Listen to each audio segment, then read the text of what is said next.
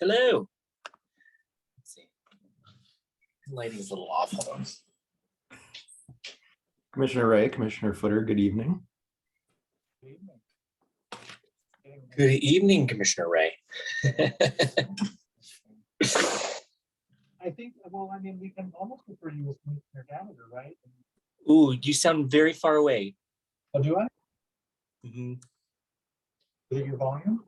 Brad, can you say something about balance? Yeah, can you all hear me? I can hear Brad. You can't hear me very well? You just sound kind of far away. I can hear you. It just seems a little far. Can you hear me okay? Yeah, you're fine. Okay. Maybe it's a good thing. I make sure we find a microphone. That would be why. Computer microphone, not my camera microphone. There we go. There we go. Now I can hear you. Yeah. This computer is about to go. It's on its way out the door. Hey, Brad.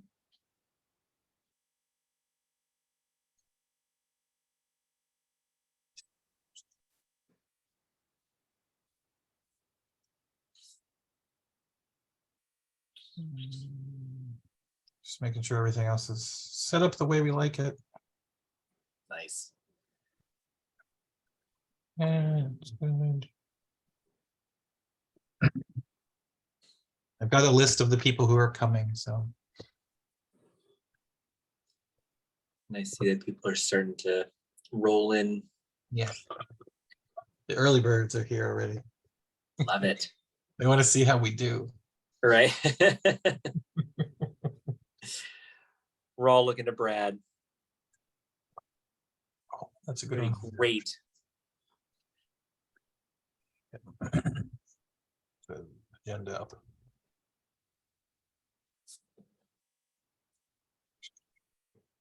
Yep. Did you lose him?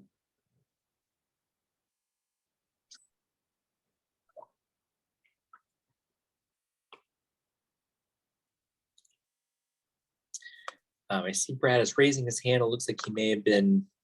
Oh, okay, hold on. Let me get back. I was trying to. He may have left and come. Yeah.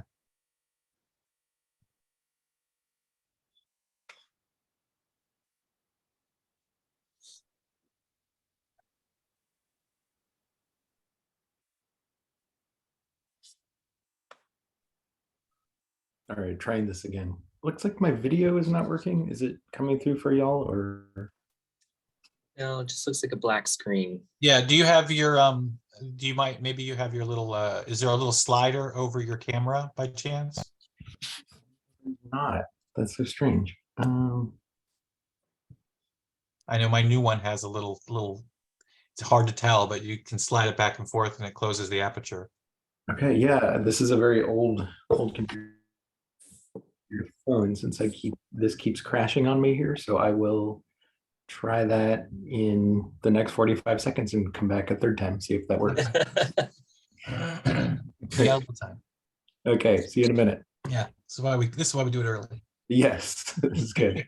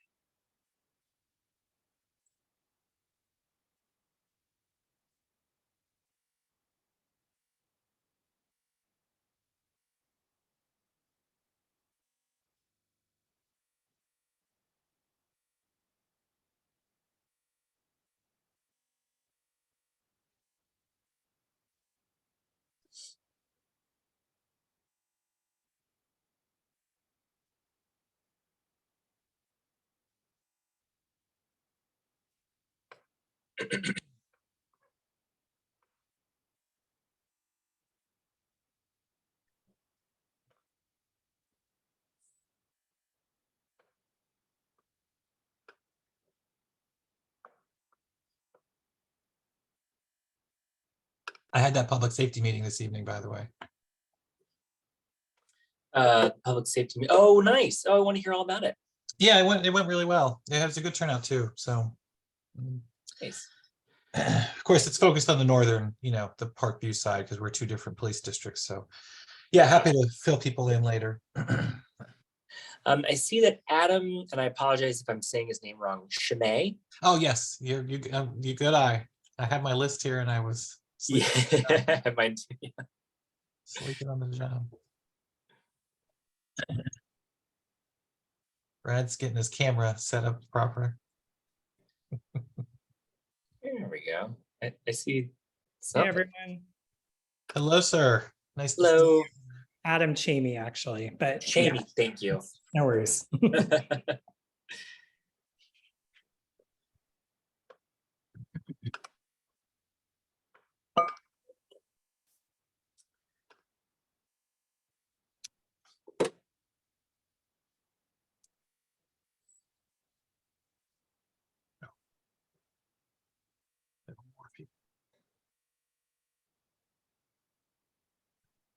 Brad Grant. There he is. How's it going? You gotta mute yourself. There you go. Yeah, sorry. Technology is not my strong suit. Glad. Hopefully this works. Yeah, you're doing great. Mr. Grant, welcome. Oh, thank you. How's everyone? Great. Yeah, How are very you? good so far. We're just getting everybody in here and Okay. I see that Commissioner Jacobson is in the attendee list. oh, thank you. Sorry, I hope this is helpful. It is, because it's a long Struggling. list and Yeah. they tend to hide. Patrick I'll encourage folks next time round. You can raise your hands when you come in and then that way you'll pop to the top. Good call. And Patrick Nelson just joined Yeah. us as well. Perfect. I do have a question before we start. As a professor at Howard University, do I need to abstain or sequester or anything for the Howard University projects? It's a good question. I mean, I would, I'll put it this way. I would understand if you did. I would certainly leave it up to your judgment where you think you stand on, your objectivity when it comes to Howard's projects. Okay, but there's no requirement that I do. Ultimately what we're doing tonight is, it's advice for advice. So keeping that in mind, you're helping us sort of review these cases so that eventually the ANC can vote on them. So, I Okay. think there can be a little more flexibility, but I leave Okay. it to the other, others to, talk about that. Yeah, and maybe it's something we could make an administrative note of once this committee makes its recommendations to the full ANC. We can make a note that one of the committee members is affiliated with Howard, which is a party to one of the development cases, and just be very transparent about that as well. I see that we have Dimitri McDaniel in the. Yep, I see him too. Good eye. I should be checking off who's here. Brad and Patrick. I think we're waiting for Jess and Tony.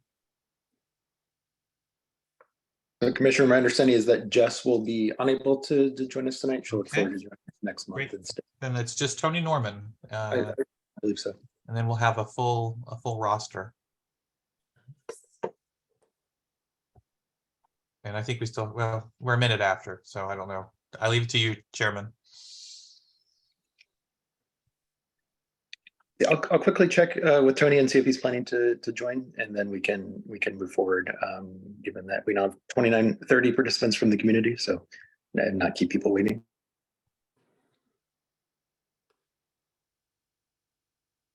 Mr. Norman is here. I see him. There we go. One suggestion since it is a large group and sometimes we will have a lot of people, when you come on as the committee, a good idea is just raise your hand when you first get in and that'll pop you to the top of the list. So keep that in mind. I guess we can get started then. So good evening, everyone. My name's Brad Gallagher. I'm a resident of DC's Advisory Neighborhood Commission, District 1E, or in common parlance, that's the Parkview neighborhood. ANC 1E's elected commissioners have elected me as chair of their Zoning and Economic Development Committee. So I'm proud, therefore, to call to order the first meeting of ANC 1E's Zoning and Economic Development Committee. So members of the community, invited presenters, thank you for being with us tonight. We're here because the commissioners of ANC 1E have charged this committee, just to provide a bit of background, with identifying areas for job creation, business development, and housing development, and working through issues of land use planning, zoning, historic preservation. So our committee will conduct public meetings like this one, and then we'll report our findings to the ANC commissioners, who then will officially vote on further courses of action. So as Commissioner Ray said earlier, we're making recommendations on recommendations. A tremendous amount of bureaucracy here, but we will do the absolute best that we can for the community. So with that said, I do want to apologize in advance if there are any issues with technology or process tonight. This is a totally new ANC, a totally new committee, owing to population growth in the Georgia Avenue corridor over the last decade, has resulted in a new Advisory Neighborhood Commission for the Lower Georgia Avenue corridor. So a few administrative notes. This meeting is being recorded, and that recording will be posted on ANC 1E's website. That's anc1e.org, in accordance with DC public record laws. This committee invites community members joining via computer or web browser to participate during the public comment periods that will come up by virtually raising your hand, or if you're calling in by phone, you can dial *9. So just to be clear, proper public notice of this meeting has been served. This meeting was noticed to the community via ANC 1E's website and Twitter feed, as well as community email lists. So I'd like to now introduce the members of the committee, all of whom are residents of ANC 1E. It's a very well qualified group, including in no particular order, an architect, a professor who's serving as chair of Howard University's Department of Architecture, real estate development professionals, an economist at the U.S. Department of Housing and Urban Development, a public housing finance specialist, a leader of the Pleasant Plains Civic Association, and a board member of the Development Corporation of Columbia Heights. 3 of those members also are elected ANC commissioners here in 1E. So if I could just quickly call the roll of committee members I believe are with us tonight. Adam Chamey. Here. Commissioner Brian Footer. Here. Professor Bradford Grant. Here. Commissioner Josh Jacobson. Here. Dimitri McDaniel. Here. Patrick Nelson. Here. Tony Norman. Here. And Commissioner Michael Ray. Here. Okay, great. Thank you all for your volunteer service to our community. I'd also like to invite any other community members who are interested in serving on this committee in the future. Please contact me or your ANC commissioner and we can get you on board. So continuing at this point per our agenda to the community announcements. So we'd like to invite members of the community or committee members to use this time to alert the community about any issue of general interest in the realms of zoning, economic development that we have here in the neighborhood in Lower Georgia Avenue. We just ask that you limit your comments to about 1 minute each. So with that, I'd like to open it to the community.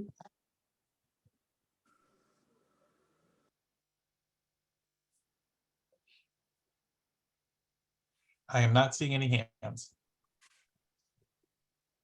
Okay, thanks, Commissioner Ray. I know that you had raised some potential issues regarding, I shouldn't say issue, topic of interest, the Lower Georgia Avenue Equitable Development Plan, and then the Parkview Rec Center. Would you want to say anything about those briefly, or we can hold those Sure, for- I'm happy to at least mention that, this committee will do more than just review BZA cases, which is what we'll do this evening. We do have two, issues that are ongoing, and one is that not issues again, these are opportunities. That the rec center, the Parkview Rec Center is slated for redevelopment. There's money in the budget to do a new design and a new building, and so I would invite the community to pay attention as we kind of move that forward, working with the DPR and with community members who have been sort of designated to help lead the engagement efforts. And then secondly, the council members started a process on Lower Georgia Avenue equitable development. I think it's probably a good idea that this new committee reach out to District Bridges and find out where they are with that and see how, if in any way, we can be of service and to kind of help move that forward. As I know, Georgia Avenue is predominantly now the backbone of this commission. So thank you both. Thank you all. We do have a hand up now.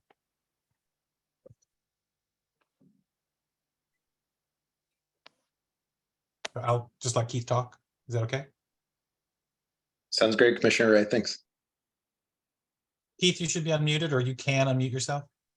Okay, my name is Keith Slay. I'm a resident of Parkview on Park Road, and we have two developments that are currently seeking some type of relief through BZA that we are. The neighbors are strongly opposing both of those projects because of the type of development they're going to oppose. Three different units in each one of the space, and some of the residents that's going to be living there, I mean, not so much the residents, the owners are claiming that they are going to be living in the property, and we find that that's not the case. It is going to impede on the site of because we are landlocked in that particular area on Park Road, so we don't have a lot of light that comes in through the backyards now because of the landlocked situation. So we are definitely strongly opposed to those two developments being thought out by the BZA. So we definitely want to keep that up on topic so that we can address that issue as we move into the BZA hearings and come in the coming months, which is in May. Sure. Okay. Yeah. Thank you for your comments, sir. Yeah. I guess per our agenda, the official business, kind of the heart of this meeting, will be the BZA cases. Your comment, the committee has heard, and we can take into account. If you'd like to stay around for those BZA cases that are on the agenda, the two Park Road projects you mentioned are the third and fourth items on the agenda, and we will take additional community comments on each of those cases as they come up. So thank you very much for your comment.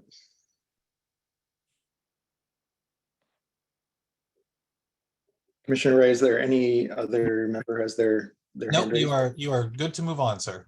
Okay. So that said, the preview I just gave there, we can now move on to the official business. So the bulk of our agenda this evening is the consideration of zoning cases that are coming up within ANC 1E. This evening we have 4 such cases. First, we'll receive presentations from each of the applicants in those cases, followed by questions from the zoning committee. And then finally, comments and questions from community members who may be interested in making a comment. The presenters of these cases will then be invited to address any comments or questions from the committee and the public. This discussion will inform the committee's recommendation making process that I mentioned earlier, where we will recommend to the full ANC courses of action on each of these cases. So we've arranged these 4 cases in order of the date of the Board of Zoning adjustment hearing that each case has. So chronologically, the first case is BZA case 20850. That's a proposed development at 2041 Georgia Avenue Northwest. So do we have the applicant for that case? If they're present, would they please raise their hand and Commissioner Ray can bring them in as a panelist? Thanks.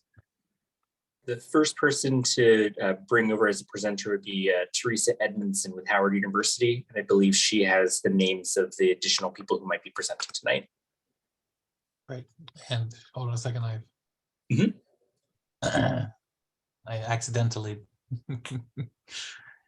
Teresa, Miss Edmonston, if you could, there you go, okay. But I'm gonna do all these things.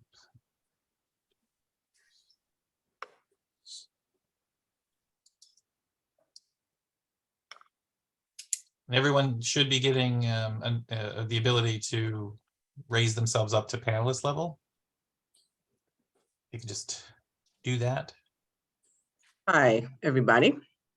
Teresa Edmondson, Community Manager, Manager of the Community Association at Howard University, Office of External Affairs. Thank you all for having me, commissioners and community members.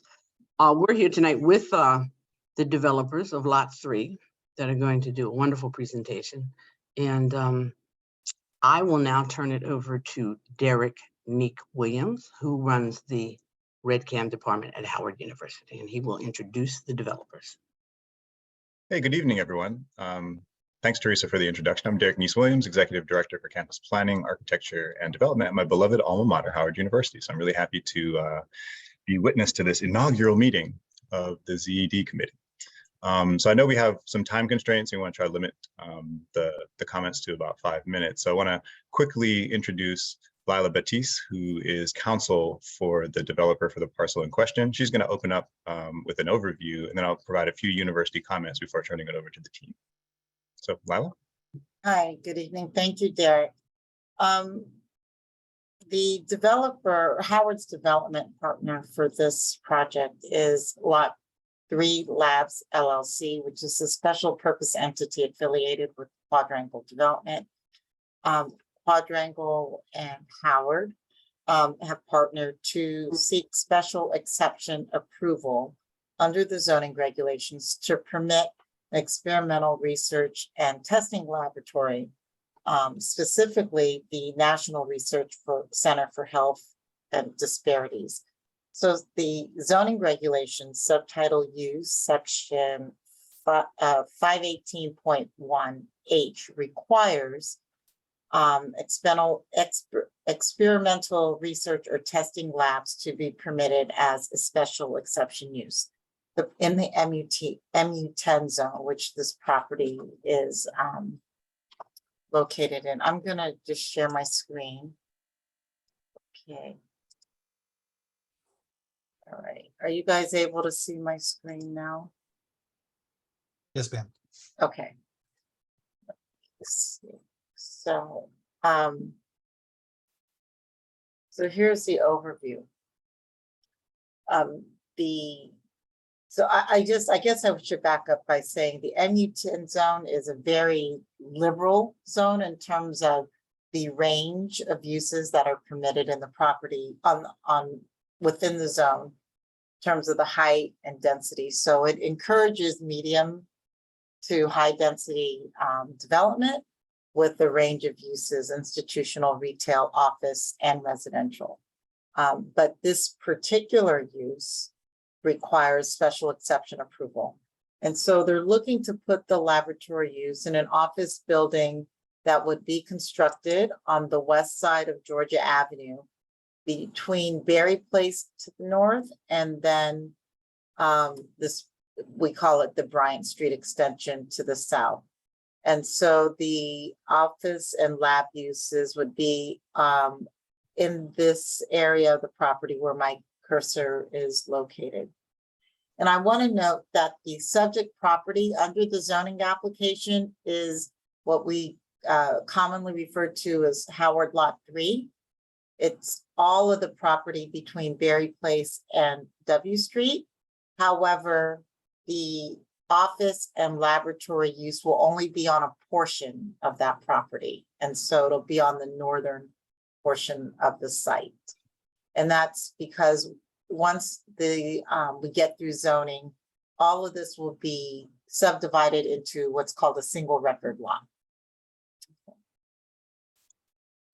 So here's just kind of a lot layout plan.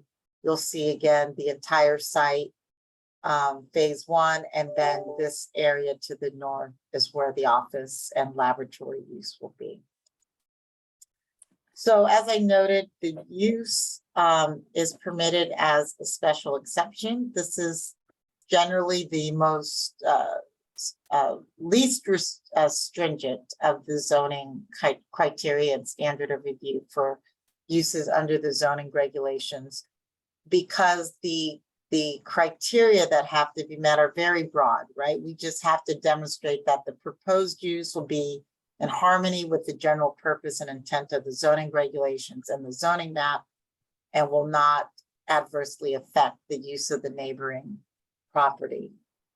And so we know in this case, this section of Georgia Avenue is one, Howard University has a significant presence, including the medical school. And then there are a number of uses along this stretch. And actually, though, this office and lab use will be probably the most innovative and different use that comes to this section of Georgia Avenue with all of the recent development that has taken place. So, so we have established in our statement that was filed with the zoning, with the BZA, that we meet the criteria of the special exception standard of review. Our application is scheduled to be heard before the Board of Zoning Adjustment on March 29th.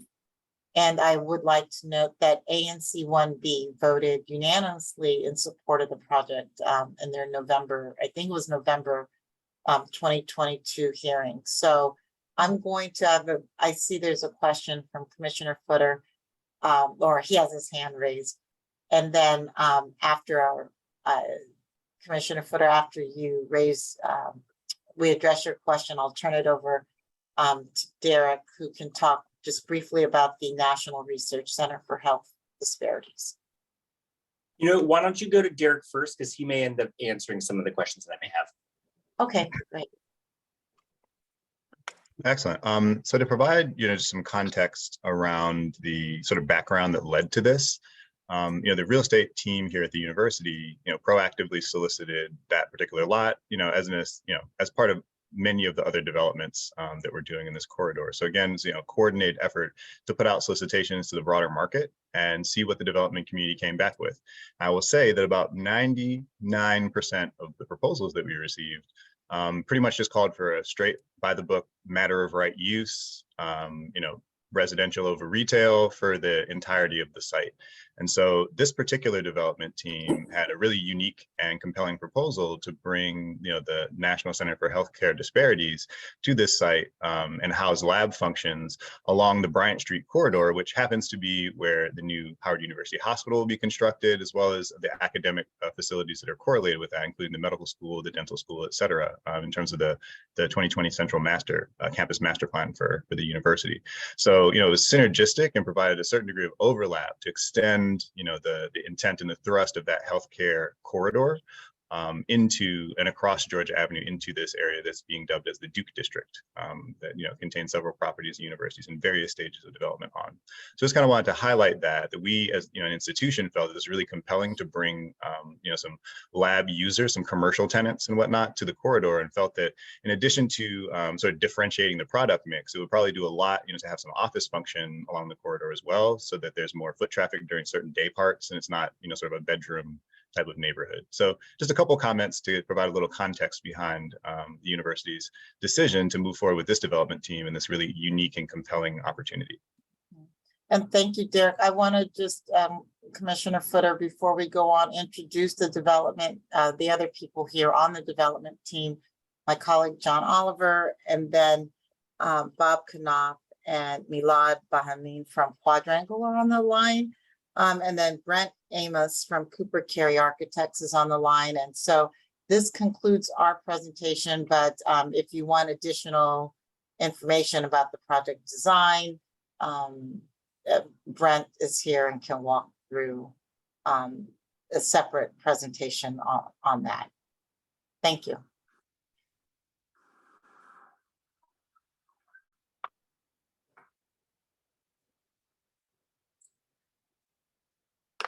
So, Mr. Chairman, if you're okay with it, I can start with a question or two. Yeah, please. If I could just say one thing first, wanted to thank the Howard team and its partners for presenting to yet another ANC. As they mentioned, they already presented to ANC 1B, which reported favorably on the project last year. So, but because of redistricting, here they are again for the new ANC 1E. So yeah, thank you all for your time. A second time before the ANC, but that's it for me. Commissioner Footer, please, the floor is yours. Awesome. Just to echo, thank you guys so much for coming in. This is specifically in my SMD, so I'm really looking forward to working with you guys on this. Essentially, my question just is pretty basic in, what exactly is under the term of a testing lab? What kind of testing and what is going to happen within that laboratory? Within that, if you could also maybe flash up slide 4 that you were presenting before, Ms. Bates, to coincide with that question, just looking at like safety issues, depending on what you're talking about, what's actually going to be happening within the lab. Is that building a one consecutive giant building, or is this a standalone portion that's going to have its own safety features in order to deal with any potential hazards, things of that nature that may come out of a testing laboratory?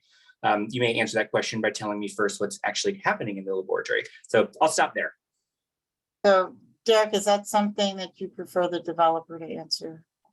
I would. I think that they're probably the best equipped. And I can kind of highlight, what the university does, because right across the street, about a block south, we have our interdisciplinary research building that does contain a lot of comparable types of lab spaces in a very, in a variety of configurations. So there are a lot of things that we do as an institution that I'm sure will be realized in the commercial development as well.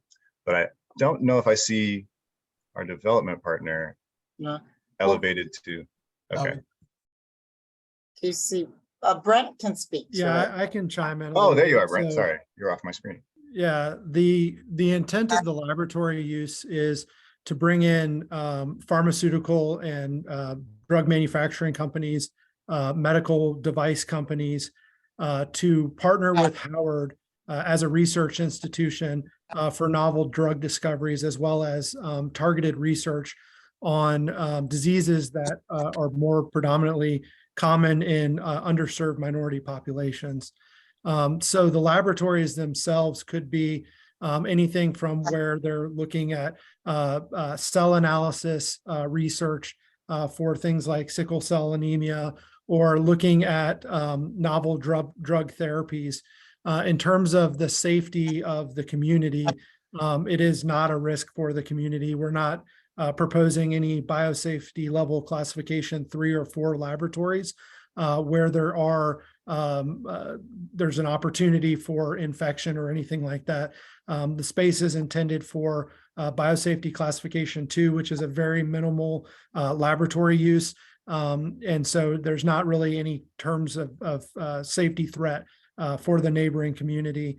I can go into more detail on the laboratory uses, but that's kind of a very high level use. But it's really to create that collaboration and discovery to really help underserved communities. Great, that's perfect. If you don't mind maybe sharing some of the definitions, the written definitions of the biosafety 2 and some of the things that come along with that, safety regulations, things of that nature. Just want to familiarize myself with what all of that means, so that we can be the best kind of partner with you in the development process. That'd be great. And not the second, like when you, like tomorrow, or if you have it available, whatever's I can take a look at. Yeah, I can send you, but basically a BSL level is the levels of classification identified by the CDC and other regulatory organizations. And basically a BSL2 is a moderate risk element. So, but it's, if you're using a chemical as part of the study, the chemical could be a risk to that person, but it's not a risk to the larger population. But we can share those classifications as defined by those regulatory organizations. But I think well, yeah, in layman's terms, BSL-2 is sort of non-lethal, right? I think when you get to BSL-3, you get into like BSL-2, like strep, for example, is one of the diseases that's classified under BSL-2, whereas you get into BSL-3 and it's more serious life-threatening things. And so, I will note, like, the university does operate all variety of labs. And so, there are certain things, backup generators, up systems to make sure things, things stay frozen in deep freezers, toxic gas monitoring, high velocity, expeller fans on the roof, et cetera. So those are all things that, university has to put in place for more intensive lab uses than what's being proposed here. And Commissioner Footer, you wanted to see slide 4, is that correct? If you want to show it again, you're more than welcome to. I think that kind of answered my question. Oh, It was more around the safety parameters, Okay. that needed to be a standalone or things of that nature. Okay, no, yeah, then Brent answered your question.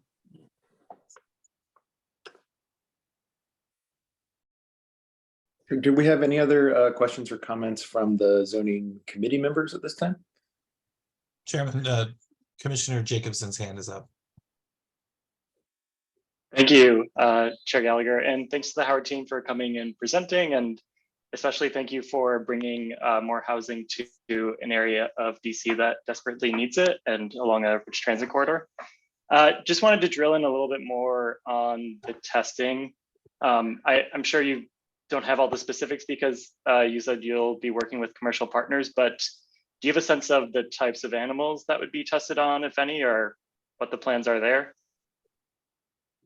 There are no plans for an animal facility Okay. in this building. Okay, thank you. And then second question, can you talk a little bit about the number of homes and parking spaces that will be in the building over the long term? Yeah, so I'm happy to answer that, Commissioner Jacobson, but I just want to make it clear, so for everybody on the call, the residential use is not part of the zoning application. That's permitted as a matter of right. So it's just part of the same record lot. Okay, but the residential development is currently programmed with 437 units and 23,500 square feet of ground floor retail. Thank you. Chair Gallagher, I'll let you pass to whoever's next. Yeah, Patrick Nelson is up. So I'm just going to give the committee a little bit, I won't take a whole lot of time, but some history here. This is just one property that the ANC has worked on. Lila and I go back many, many, many years and have worked on a number of different projects. Just so everybody knows, I've been the chair of the ANC 1B zoning committee for the past 8 years. And Tony Norman, who is now on this committee, chaired it before I did. So we've worked for well over 30 years with the university on a number of different projects. This project is just one of 8 parcels that were removed from the campus plan back in 2019 or 2018, prior to the rewrite of the campus plan, which gets done every 10 years. And one of the things that the ANC has always advocated for any development, not just Howard's, but any development, is A, housing, and B, walkability, street traffic, and office use. So when this project came up in front of the committee, and it was the first project that Howard has done where they were offering to do all of those things in one envelope, we were actually quite thrilled. It's important for those of us who've lived in this corridor for a long time to have street activation on this corridor. You can't have a whole bunch of residents and not have office space and ability to market restaurants and bars and facilities when everybody just comes and lives and then goes somewhere else. So to have a building that's going to be designated for office type use where people will be coming to this building to work and be work during the day and be able to walk around and activate the street is really important.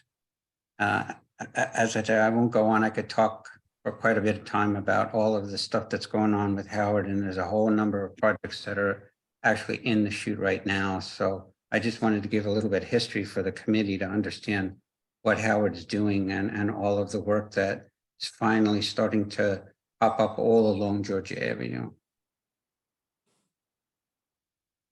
Thank you, Patrick. I second that. Thanks. Thank you, Patrick. Yeah. Mr. Chamey's hand was up next. Yeah, I think he actually took a lot of the words out of my mouth. I'm definitely really excited to hear about something activating this corner and such a great mixed use that can, be activated all day with office users kind of frequenting our local businesses. And also, doing great research that can actually maybe help work through some of the health disparities we see in our own community. One of the concerns I had, or not really concerns, but just wanted to hear more details about was, if this is primarily a laboratory use, how is like the first floor being treated by the architectural and development team? Oftentimes laboratories, when I'm thinking of them, are, they don't have a lot of windows. They're not necessarily pedestrian friendly when you're walking by. We have a park nearby. This is the main junction between Georgia Avenue, U Street, and Howard. It's where it all comes together. So I'm excited to kind of hear about what you're envisioning for that kind of ground floor, how the ground floor experience will be for pedestrians there. Mr. Chamey, I'm going to let Brent pull up the plans, but I want to just note, this is not like a building that is majority laboratory use. There's going to be a laboratory component, but the laboratory component requires special exception approval. So it's like an office building. It essentially will look like an office building, probably from the outside, but with the use, the laboratory and research use component. So Brett, if you want to just walk through the floor plan and design, that might be helpful. So the plan you all should see on the screen right now is the first floor of the initial phase along Bryant and Georgia. So on the screen, Bryant is along the bottom of this plan, and maybe I can better orient you with a site plan. It's not letting me change. So the plan orientation, Bryant Street on the bottom right, and then Georgia on the right side. So along Georgia Avenue, the intent is to have retail with our lobby facing the corner of Georgia and Bryant as a dominant element. And then on the south side, along the Bryant corridor is all retail. And then along 8th Street, in order to get all of the loading spaces off the street, we have the loading underneath the building. And then on the north little portion of the site is the ramp to go down into the parking garage. All of the area that's on the north side of the building is facing the current McDonald's, and that portion of it is a solid wall. And eventually when the next phase comes on, the intent is that all of that would be the back of house that would support that building. And it would be, again, wrapped with retail along Georgia Avenue and then also along Berry Place. And then as you go up in the building, we have, as you said before, you were concerned about lack of windows. That's definitely an old lab planning idea, very much so 50s, 60s, 70s, 80s, 90s. And nowadays, the laboratories a lot of times are getting the prime real estate within a building because a lot of these types of companies realize that the groundbreaking work that's happening inside the lab is why they're there. So the typical floor plate is designed so that it can be 50-50 lab to office, or as much as 60% lab, 40% office space, depending on the needs of each tenant. So this is a representation of a typical floor, how it may be fit out by the lab users. A lot of natural light coming into the spaces. And then finally, just kind of looking at the penthouse plan along the south side of the building, we're designating that space for amenity. There'll be a rooftop terrace, a lot of natural greenery. And then on top of the overall penthouse, we'll also have ample amount of greenery, and then also areas for future solar PV per the new zoning ordinances. So that's just an overview of the planning. Was that helpful, Mr. Yeah, Chair? that was great. Thank you. And hey, Brent, would you mind if, as part of the presentation, do you have that that corner rendering? I think that might be also helpful so that they can kind of see. So yeah, so there you go. This is a little, this is looking at the corner of Georgia and Bryant.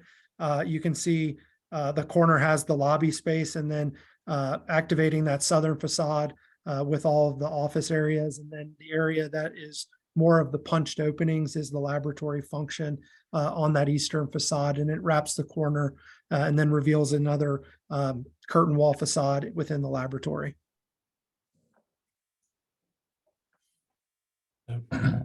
Commissioner Footer, you were next, but do you mind if I go before you? Since you went, okay, thank you.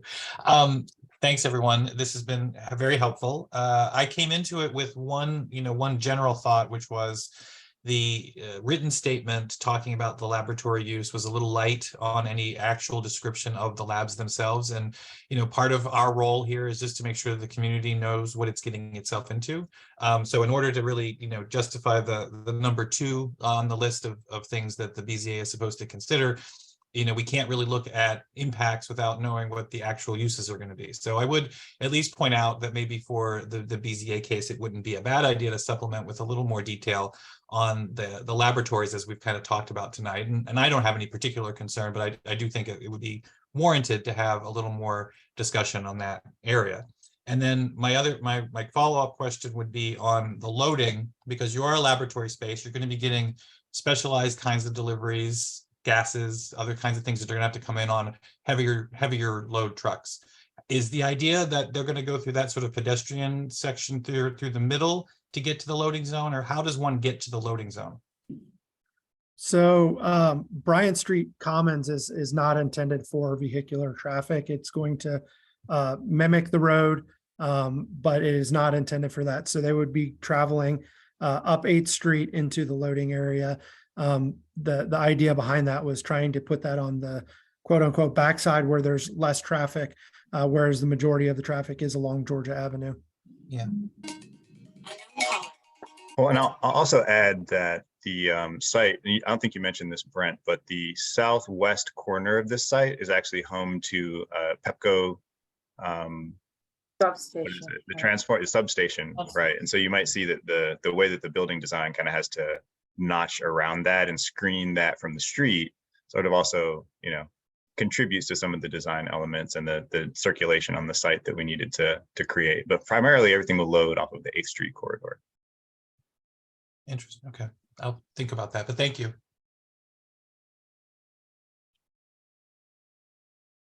Yeah, to build off of that, if I may, and Commissioner Ray, I love when we have mind meld. It's perfect. That was exactly what I was going to ask too. And I do have a little concern with the idea that you would be using 8th Street going from probably W Street up to Berry as a major thoroughfare for potentially hazardous materials, things of that nature for the lab. I know that's probably not necessarily part of this conversation, but we could talk about transportation routes and how to best effectively get things in and out of there. But I do want to just flag right now that that's something that I really want to talk critically about, particularly because you're now talking about, potentially 3,000 people who would be, you'd be passing immediately in close proximity in order to get those materials there. So I'm sure we can have many more conversations about that. And it's a very narrow road, not conducive for two-way traffic. And so if we're interested in that, maybe a one-way is a better way to go about it, things of that nature. So whenever that is coming up, please make sure you get in touch with us in advance. We can mitigate a lot of back and forth by having that conversation early and often.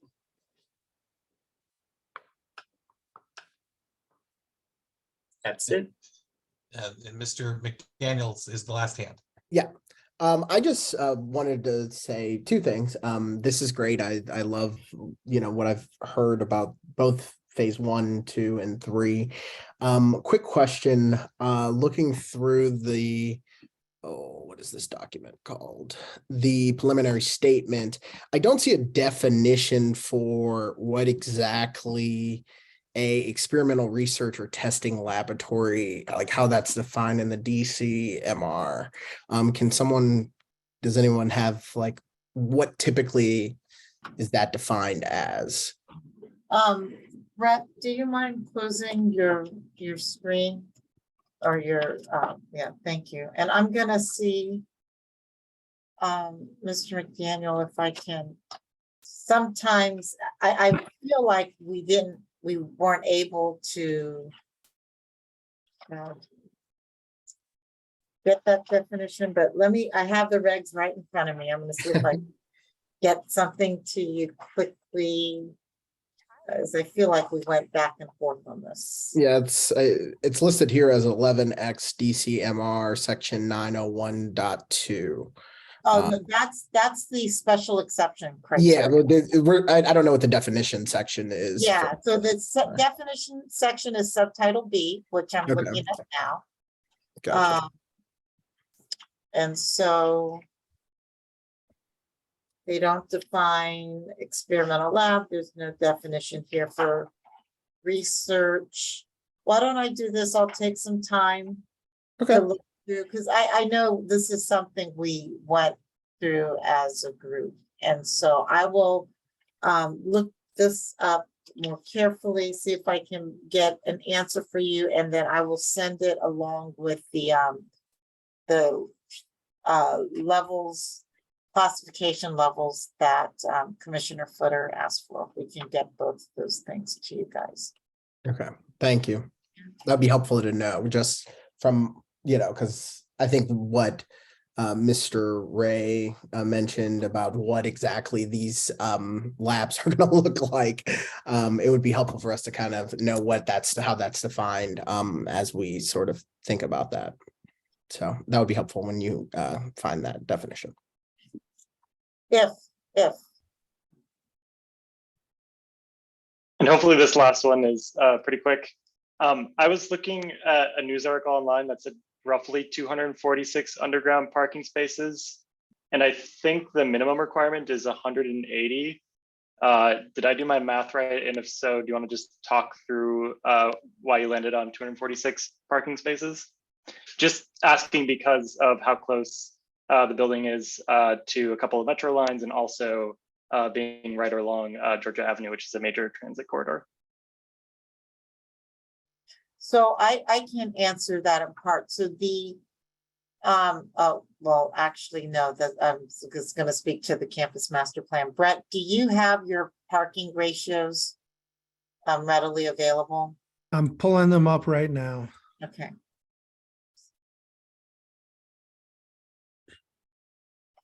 Yeah, so my understanding is it's half a space per 1,000 square feet of office space, and then one space for every 3 residential units. Yeah, that number that you quoted is not the number that we have. Okay, then that news article's wrong. That's fine. Yeah. What is the number that you have? We have 144 total spaces, and we are the minimum required for our spaces is below that, or the minimum required is below that, but we have 144. Okay, sounds good. Thank you. Mr. Chair, that's all for hands. Thank you. Just wanted to see if any community members had any comments or questions at this time. Okay, it looks like Commissioner Ray, we have no community members who've raised their hands. At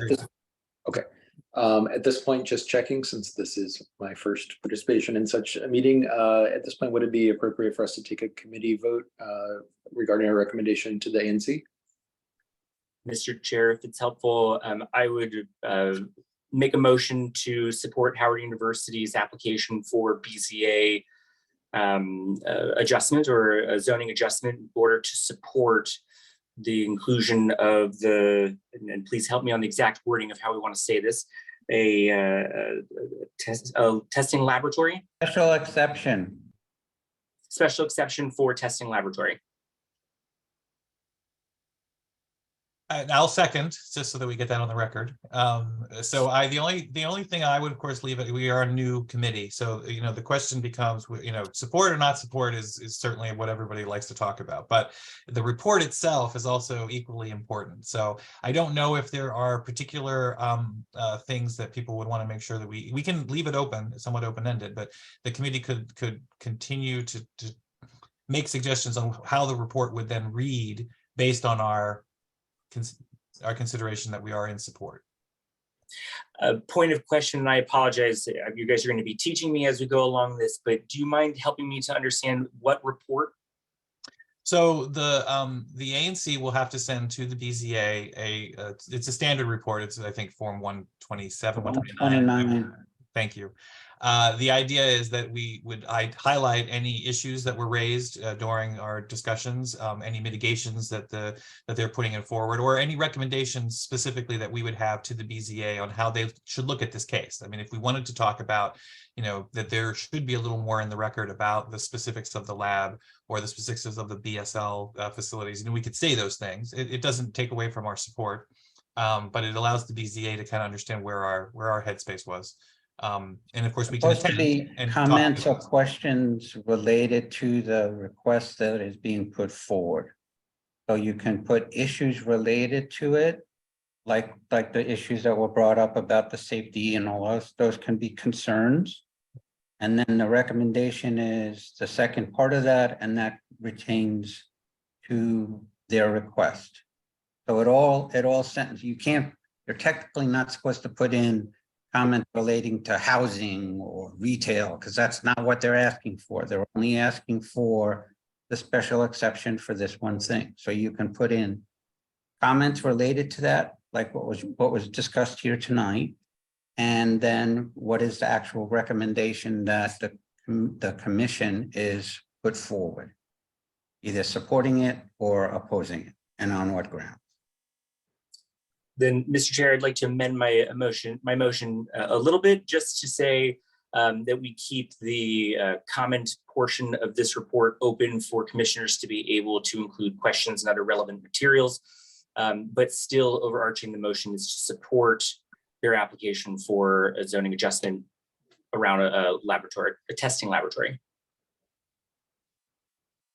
Great, thanks, Commissioner Footer. So with that caveat, at this point, I motion for us to proceed to a vote.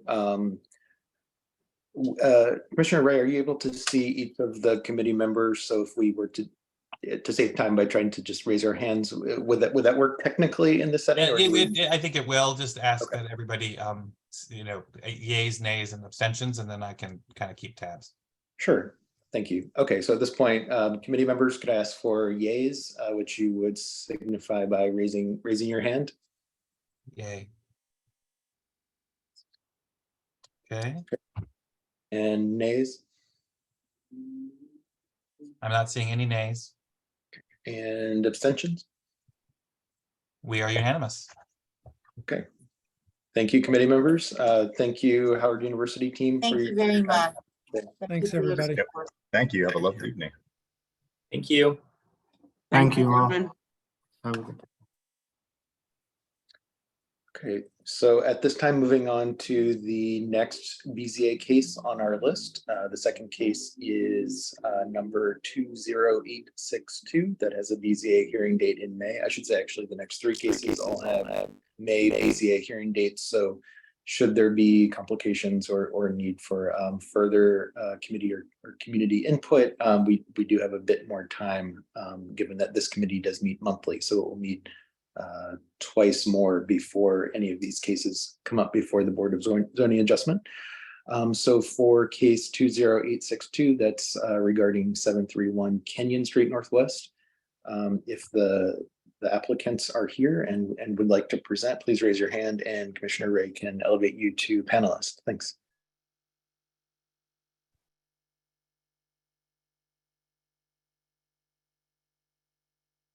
Brad, can I just make just a brief comment before that starts, just for clarification? Please, Mr. Nelson. Talking Yeah. too much and jumping in with stuff, just tell me to shut up, but I'm just trying to educate people on things. There's a time frame in which the ANC must submit the paperwork to the BZA. There is also the timing of getting the committee to vote and then getting the commission to vote on it and then having it turned in. So you want to be careful of the timing in which this committee would be passing its recommendation on to the commission to vote, and then having the time frame be able to turn that around and get it into the BZA. If you do not get the paperwork to them on time, it causes problems at BZA. My past experience in 1B is that if you are on a regular basis and turning in your stuff, they will acknowledge if a case comes up before them and the ANC has not weighed in. That gives you much better standing for them to say, we're not going to vote on this because the ANC has not weighed in on it. But if you don't do it in a timely manner, then that leaves them wishy-washy on, and some cases will squeak through. And without sounding mean, there are some not so shady developers who will use that advantage to their effect to try and get around having the ANC's great weight. So I just wanted to clarify that point. No, sure. Thanks, Mr. Nelson. Yeah, definitely appreciate your extensive background.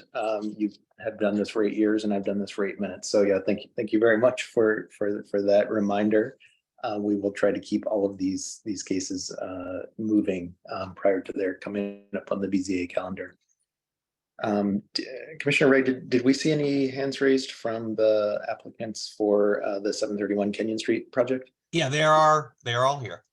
Okay, great, thank you. So over to the applicants, thank you. I'll just start off briefly. My name is Michael Cross. I'm the architect of record on this project. I'm joined here tonight by 2 members of our team, Tori Gundrum, who's the project designer, and Elizabeth Stewart, who is our project coordinator on this. I believe Elizabeth Stewart will be presenting tonight, and I will turn it over to her. Thank you, Michael. Good evening. I'm going to share my screen with our presentation. Just give me one moment here.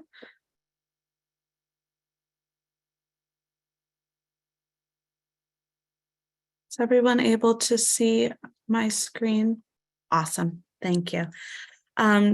We are here tonight presenting on behalf of the property owner at 731 Kenyon Street for BZA application 20862. This is in the RF1 zone. We are seeking special exception for relief from subtitle U, section 320.2 in order to convert the existing single-family home into a 3-unit apartment building.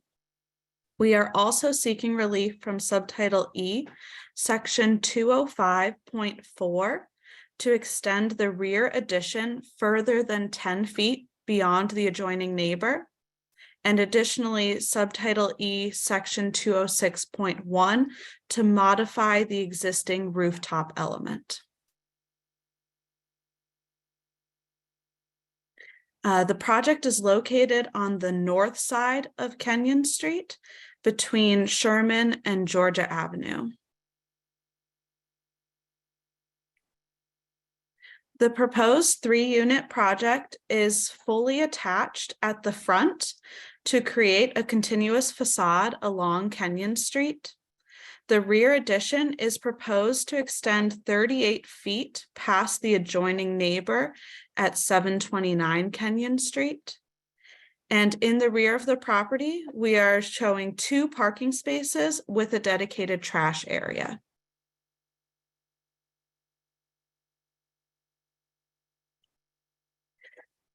The structure steps back from the property line between 731 and 733 Kenyon Street to allow more light and air between the buildings by creating a court. Each unit of the building is a 3-story mass that is connected by a single-story meaningful connection. This also helps to allow the light and air pass through the rear of the properties. There are 2 5-bedroom units and 1 4-bedroom unit. All are family-sized units being proposed. Due to the court created by that step back from the property line, each unit receives ample air and outdoor circulation.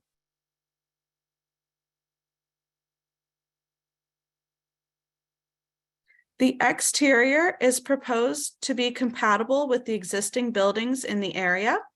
We are currently proposing a full brick front facade with dark fiber cement panels as accents. The area on the 3rd story to the left, you can see in the image on the screen, is also shown in this dark panel to give depth and keep focus on that brick frontage. That area does step back, so it's not as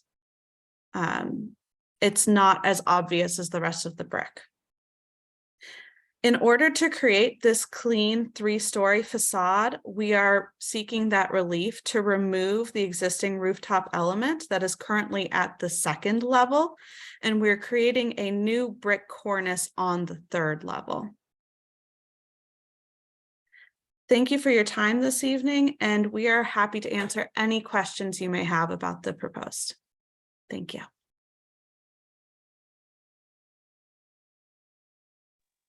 All right, thanks very much, Ms. Stewart. That was a great presentation. Are there any committee members who have any comments or questions at this time?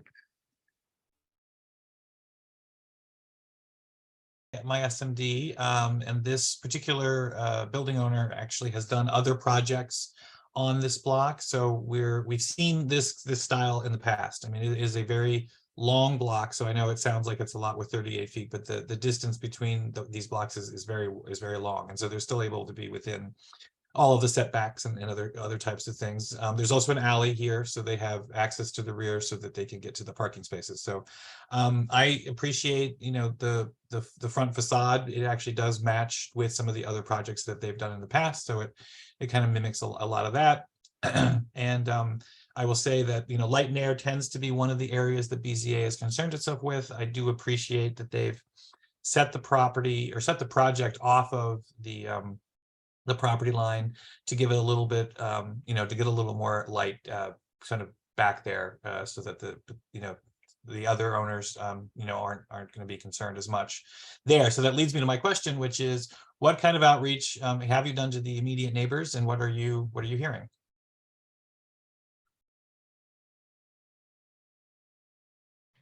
Yeah, I can speak a little bit to that. Our client has been working with the immediate neighbors. I don't know the outcomes of those conversations to date, but obviously the choice to not only pull the building back, but also to separate the masses was with the intention to allow light and air to the adjacent properties. But I don't know the results of that outreach. I mean, I assume if he gets letters of support, we'll find that in the file eventually, but it would be helpful to see that before we do the final vote at the full ANC. That's all.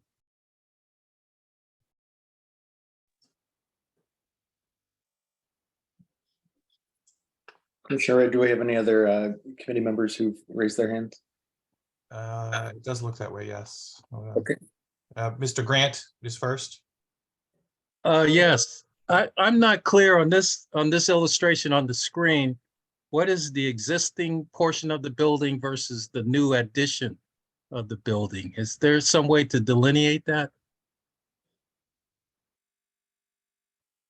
Sure. The existing portion. The existing portion, when you're looking at these new, yeah, I don't know if we can show them side by side, but the 2-story structure on the left side of this image, that is the remaining portion of the existing front wall. What we've done on the other side is there's a chamfered part of the wall which angles back at like a 45, and then it recesses in. We've taken that portion and we've pulled it out and made it 3 stories. Okay. So when I look at this photo at the bottom photo, that portion that is closest to us is the portion to the left on your elevation drawing. That's right. That's Okay. that 2-story structure there. I see, but you've changed the fenestrations, you changed the windows and the doors. We did. We enlarged the windows and subsequently made a window into a door on the first level. I see. Okay. All right. I'm pondering how you saved part of the building but changed it significantly with the way you handled the doors and the openings.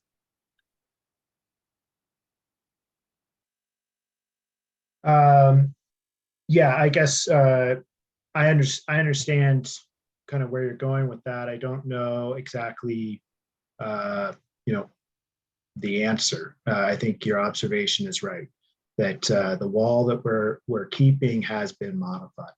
Yeah. All right. Commissioner Footer was next. Thank you.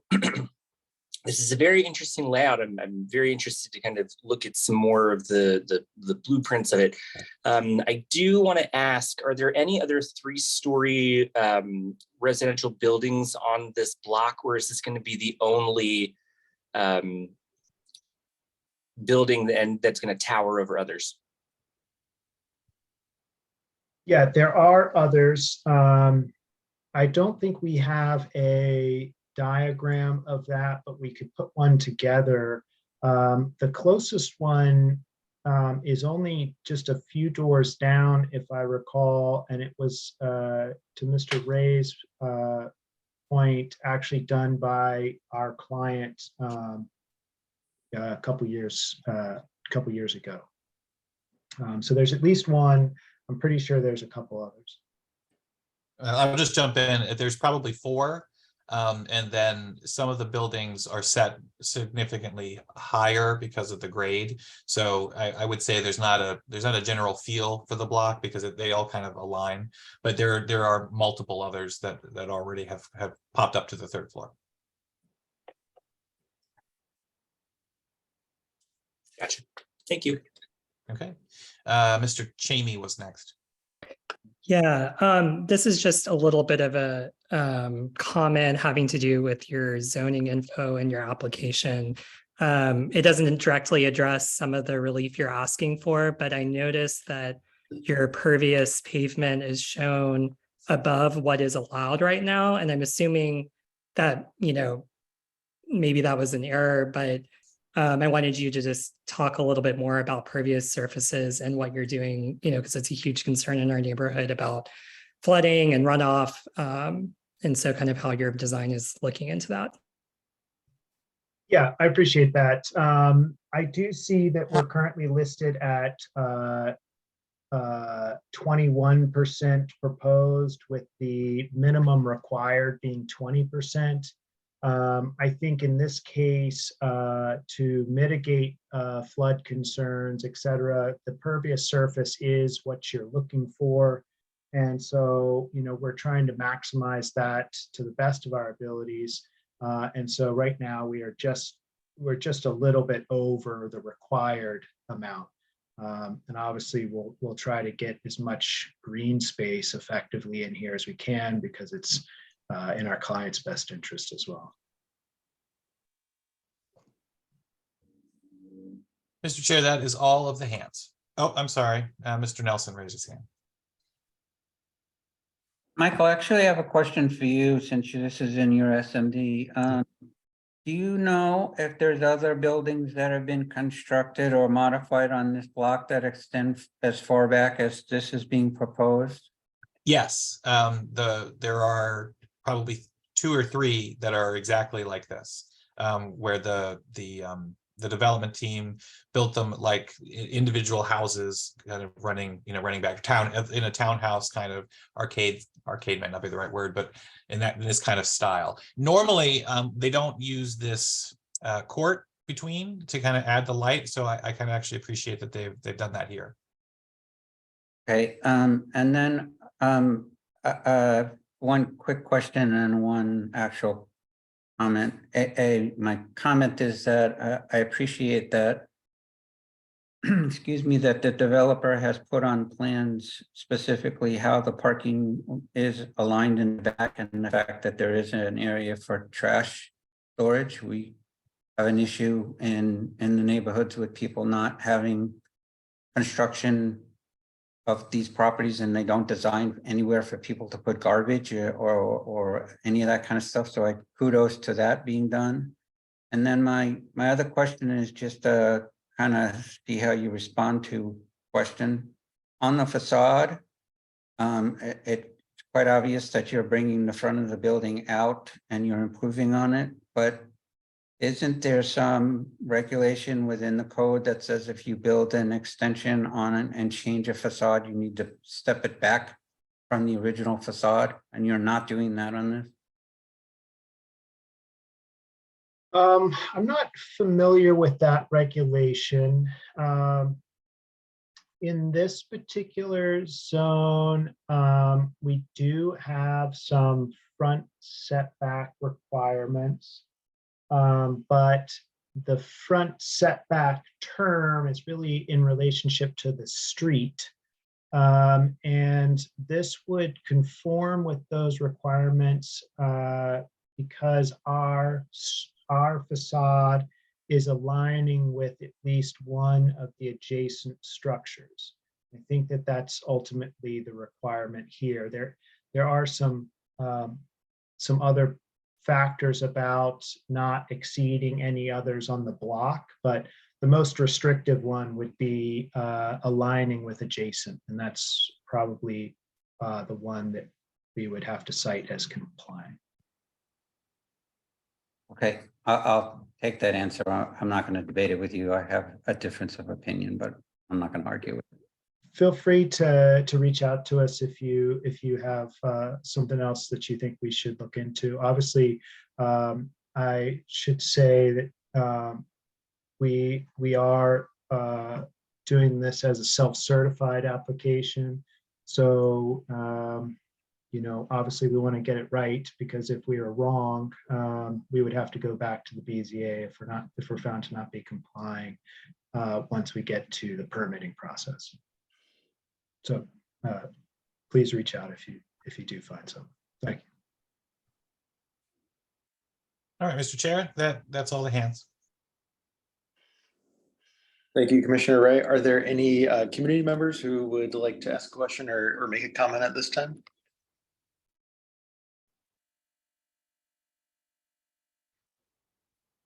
I am seeing none. Great, thank you. So at this point, time to take a vote, I suppose. I'm happy to make a motion. Thank you. That would be great. I would move that we will be in support of each of the areas of relief requested, and ask for a second. Second. Great. As with the last vote, like to signal. Can the motion specify the 3 areas of relief? It can. Of course, I don't have them here in front of me. Could the applicant just repeat them for us real fast, and then we'll kind of go off that? Sure, I have them here. The first section is subtitle U, section 320.2. That would be for the conversion for 3 units. The second section is subtitle E, section 205.4. That's for the rear addition. And the third section is subtitle E, section 206.1, and that's the modification of the rooftop element.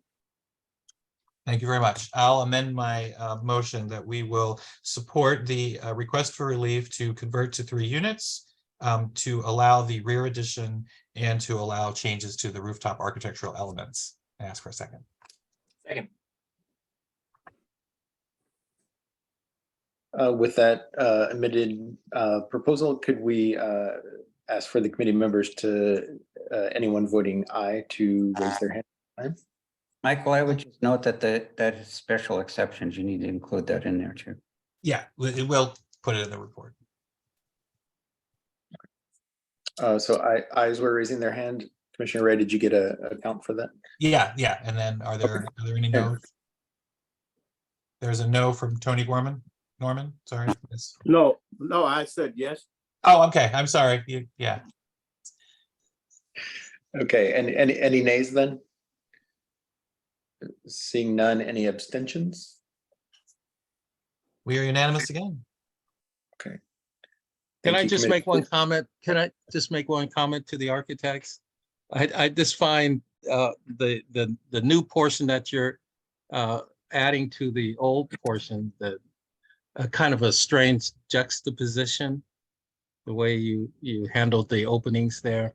That's just my critique. In the openings on the facade or the openings between the masses as Oh, it I'm steps back? talking about the facade, the front facade. Oh, interesting. Okay. How you handle, so you got arching. So one you have a nice arching windows, and then the others you don't. You have, you have the proportions different. It's really, to me, insensitive trying to match those two. I would try to take another look at that. I appreciate that. Thanks for your time. Architects, you didn't realize you were going to have a designing charrette with a professor tonight, I suppose. Yeah, we're well trained for this. Many years of being told we're wrong. All right. Well, Thank you. Thank you very much for presenting this evening. If there are no other outstanding items on this agenda point, we can move on to the next one. The third case. Oh, sorry, do we have a comment? Just a feedback loop. You're fine. Oh, wonderful. Sorry. So the third case this evening is BZA case 20856. That is 451 Park Road Northwest. I would like to, as with the other cases, invite the applicants to present if they wish. Raise their hands so Commissioner Ray can elevate you to panelist status. Thank you.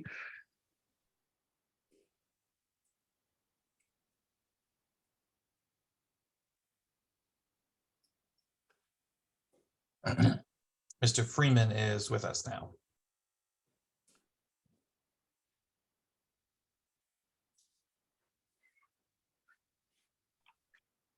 Can you all hear me?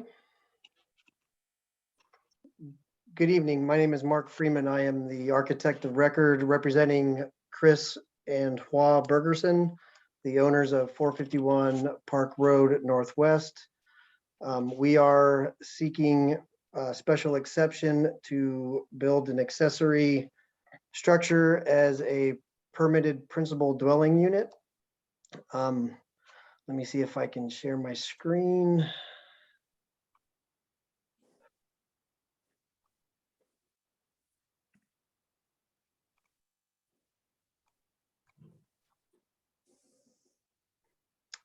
Can you all see my screen now? Okay, great.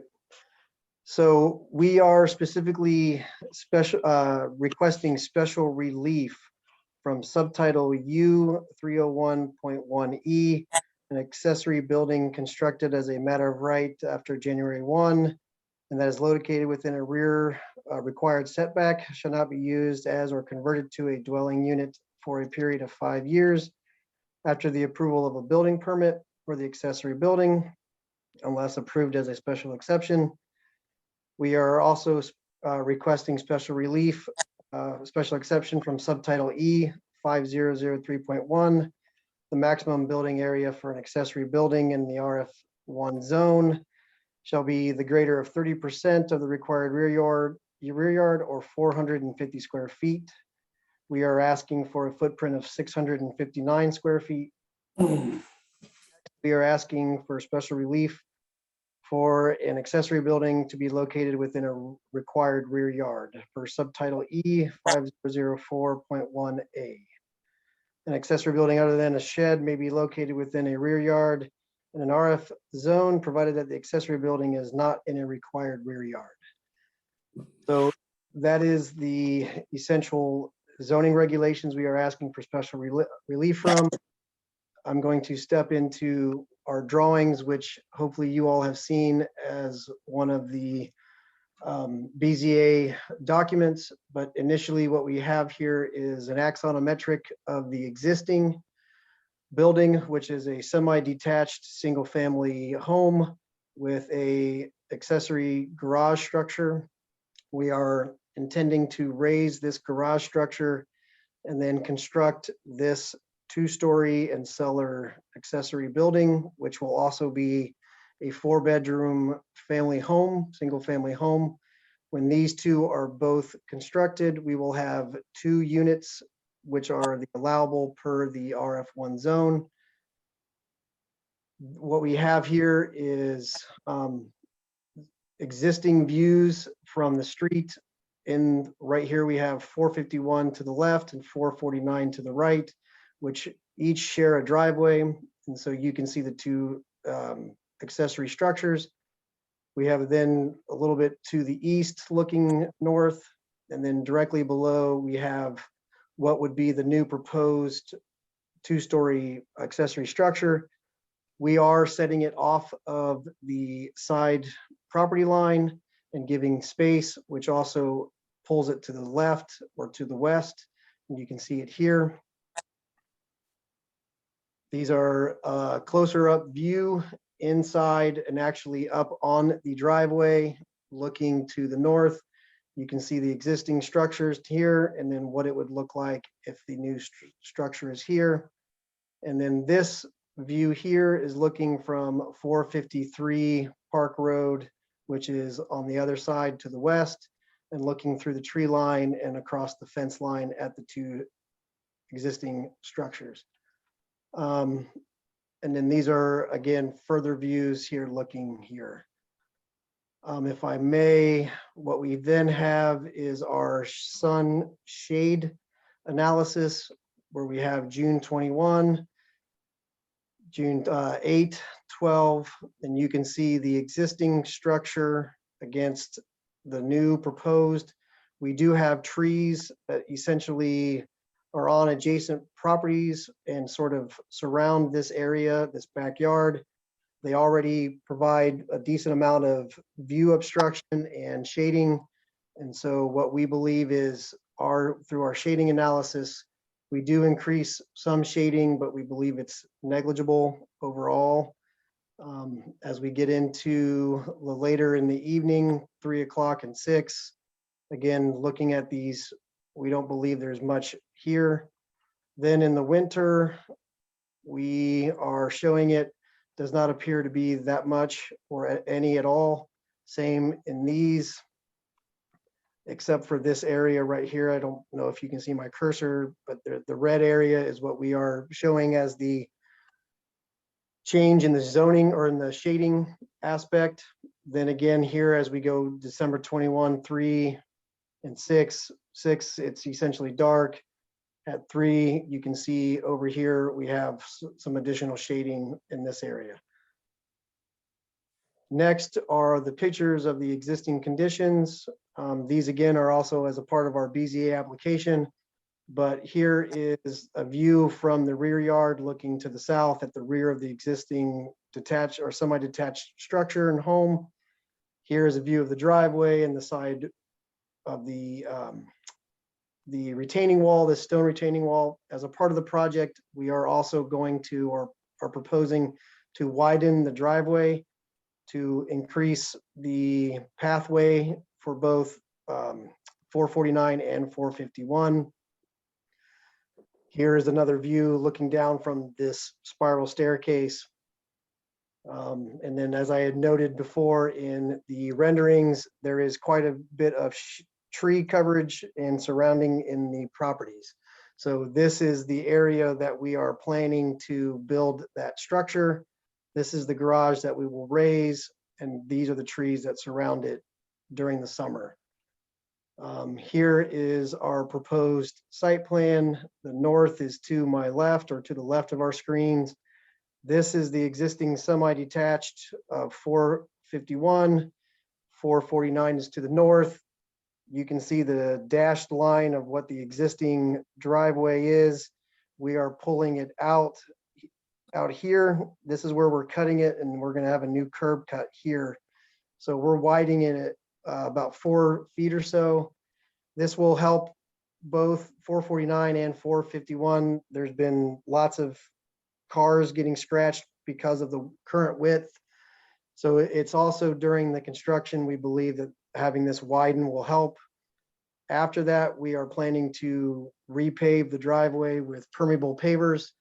We work with a company called Rain Plan, who has done green roofs and permeable pavers through the city, helps with the grant programs and ensuring that the driveways meet all of the stormwater shed aspects.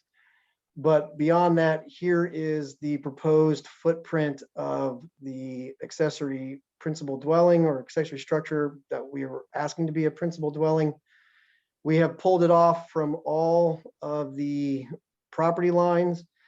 This has been requested by all of the neighbors, specifically for 53. Chris Allison, who is the neighbor at 449, also asked that we separate from their garage. So both of these two primary neighbors, during our previous presentations to them and discussions with them, asked that we reduce the height of the structure, reduce the width and the overall massing of it. And so what you are seeing now is after 2 meetings, or 1 meeting and at least, well, yeah, 2 meetings, where we also had emails and continual follow-up. Beyond that, here's our floor plan. We have 2 bedrooms in the cellar. We have an open floor plan on the main level, which is kitchen, dining, and living. And then on the second level, we have a master bedroom and an additional bed. So we have a total of 4 bedrooms with a laundry room. And then here is our hardline drawings. And so what we show now is, again, our height and massing against the existing accessory structure adjacent on 449. Here we are showing you the uphill, which is looking south. As a part of the design, and again, with feedback from the neighbors, we lowered the building. Previously, we had it where we were only somewhat excavating and lowering the first level. It had a slab on grade, so it was a bit higher up, closer to the elevation of the height of the existing structure. They've asked us to lower it so that we reduce that massing. We also adjusted our window locations, and we had high transom windows or clerestory windows here. And then here is again looking to the west and then showing the massing of the existing building against the secondary building, the new proposed structure. And then finally, we have, if it gets here, is my section. And so you will see we have lowered it on the north end here. We've set it off to 5 feet, but we've also excavated out almost 1.5 stories, which beyond the trees and the tree line significantly reduces the height of the accessory structure. So it is similar to a 2-story structure, I believe, which is also the intent and the harmony of accessory structures, no more than 2 stories. And then we've a full cellar down here. So this is essentially our proposal. To further and to sort of reference my burden of proof statement, we believe that we are meet the requirements of section E 502.1.4 A through C, that the light and air of adjacent buildings are not adversely affected. I believe that they are not due to our sunshade studies, but also through the reduction of the height and excavating it down. 502.1.4 B is the privacy and use and enjoyment of neighboring properties. Again, After feedback from our neighbors and their presentations, they asked us to lower it, to pull it off the property line and to adjust our windows. We did all of those things. And then on 50201.4C, the proposed together with the original building does not substantially visually intrude upon the character, scale, and pattern of houses along the street frontage. We believe that we do not do that, both because we've reduced the height of it, but it's also at the rear of the property and is secondary to the primary structure and does not therefore intrude on the character of the main home and its street frontage.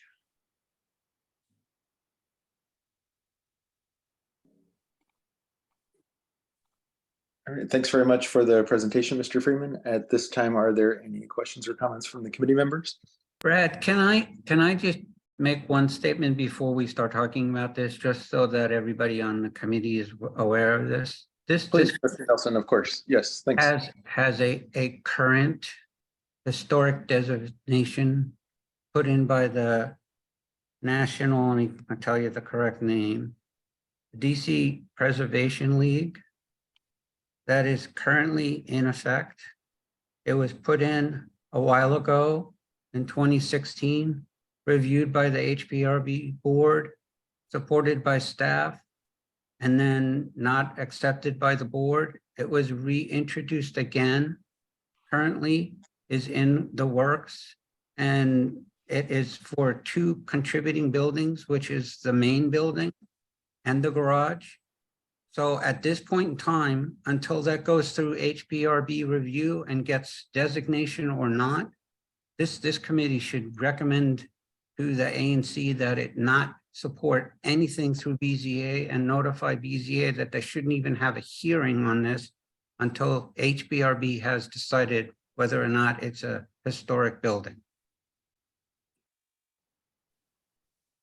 So if I may, if I'm not on mute, we have discussed with the Historic Preservation League the introduction of this. So it had already been rejected 4-1 in 2020. And then Kent Base, I believe I'm pronouncing his name, asked the DC Preservation League to pick it up. They then resubmitted it. We discussed with them numerous times. The owners do not support this, and it has been sitting in HPRB for over 7 months. It will now be 8 months and has yet to be reviewed. So at the moment, we are unsure why the Preservation League has picked it up when it was already rejected once. And second, why HPRB has sat on it for as long as they have when cases for historic landmark were put behind it or were put on after and yet to be seen. Unfortunately, there appears to be some political aspects with that we are not sure why it's even been resubmitted or even been put in place. So what we have attempted to do is discuss with all parties, have them put their input, but the Historic Preservation League did not feel they was in their best interest to remove that. Now, Kent Base is no longer a part of this ANC. He's now been elevated. And so interestingly enough, we are no longer dealing with him directly, but there appears to be some background about the property, about those individuals, which me personally and professionally have tried to figure out, but have not gotten a clear answer on. We would respectfully ask that the ANC take the design on merit with those pieces, because the owners do not support this in any shape or form. It was rejected previously, and we believe it will get rejected again.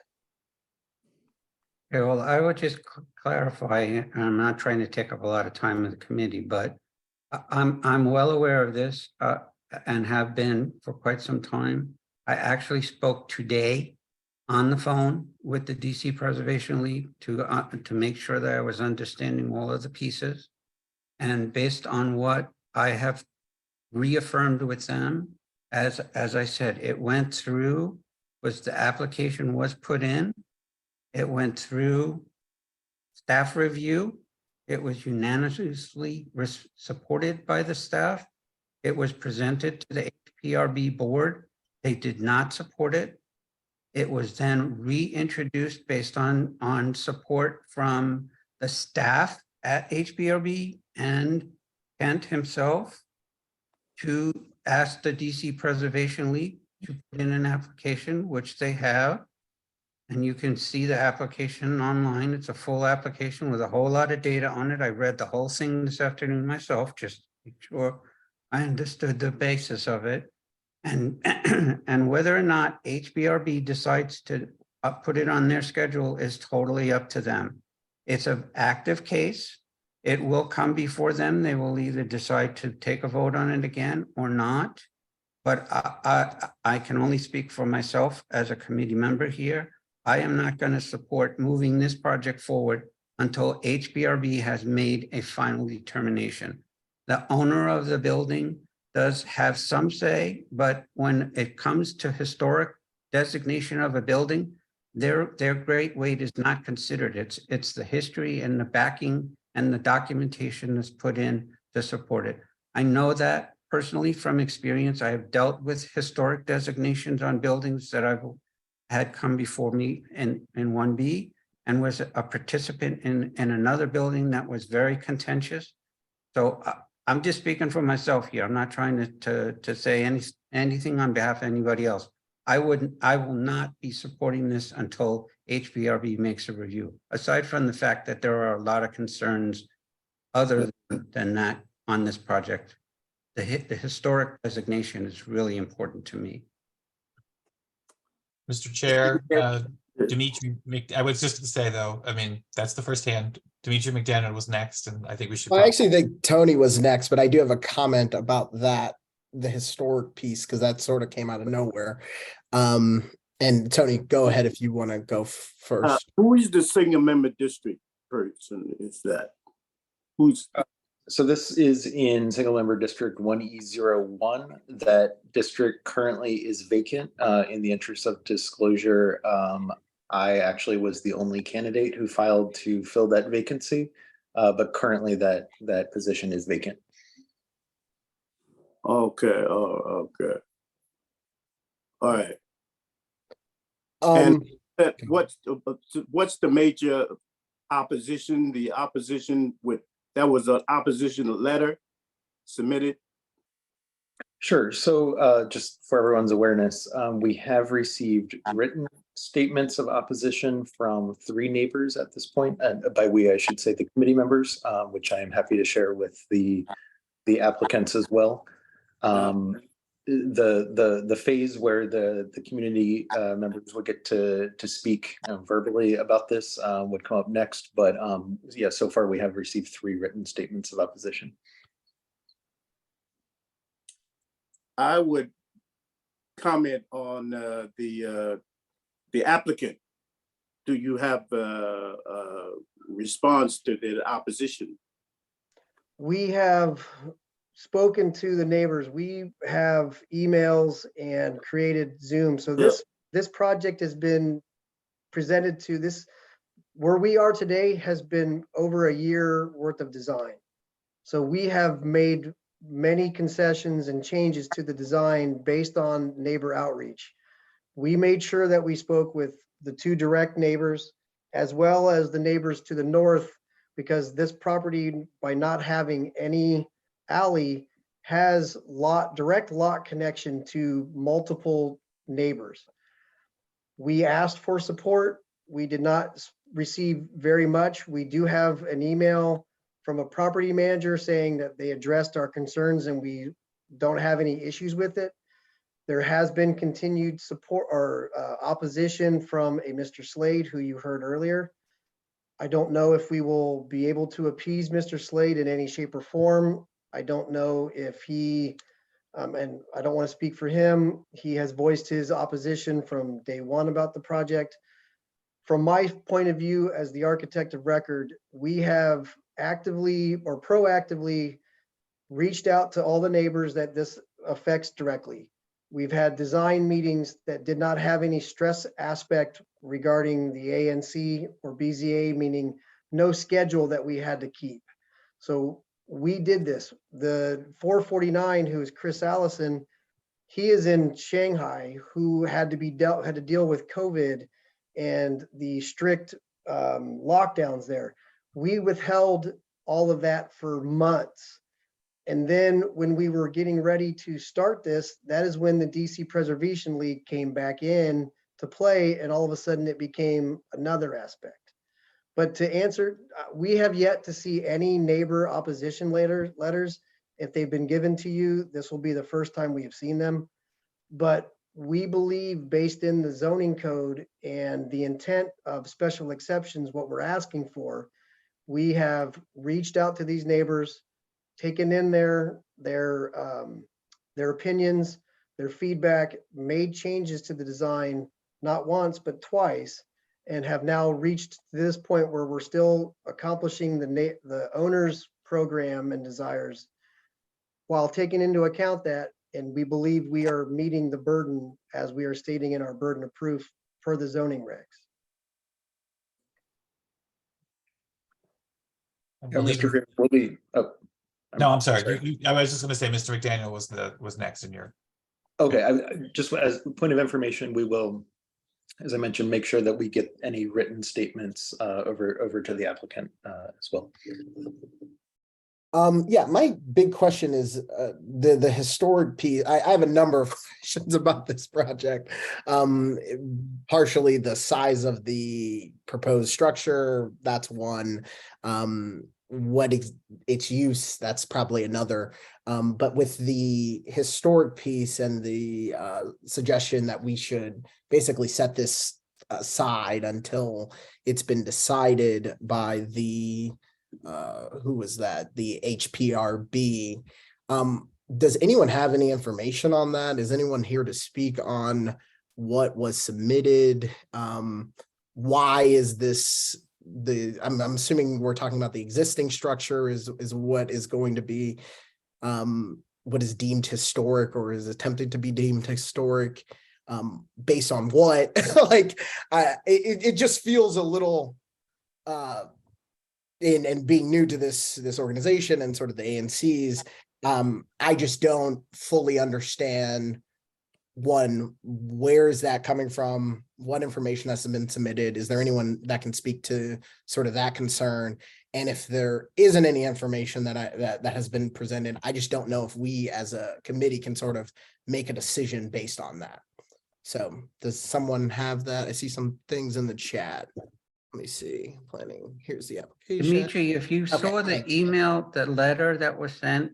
Yeah, I saw the letter. At the bottom of the letter, there's a link that says case number 2211. That's the actual submission report from the DC Preservation League, which is exactly what it is. And just briefly, the Historic Review Board deals with properties in historic districts.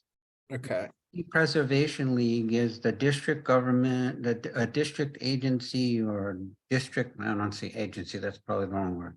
A organization that looks at historic buildings and puts in recommendations to the historic HPO, which is what the HPRB board represents, to classify buildings either on the DC register or on the historic register for the whole country. And the designation is done based on the history of the building and who it is and what it contains. So this building, if you read the document, I won't go into it too. Yeah, I'm seeing the paleo. By a gentleman who has a whole lot of history in anthropology and all of that. And the designation is for the building itself, and it contains, if a building is designated as historic, it's the shell of the building, not the interior.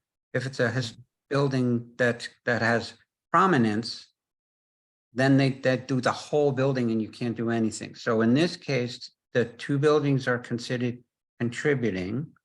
the term they use, and which means that they cannot be demolished because they have history. And it's tied to the specific person, and it's a time frame. I believe it's 1907, 45 or something, when he was actually living in that building and doing all kinds of stuff related to the building through his job. I know I'm getting a little windy, but if you read that document, it'll Yeah, tell yeah, I see it, and I was able to look through it as you were speaking. And was this the same position?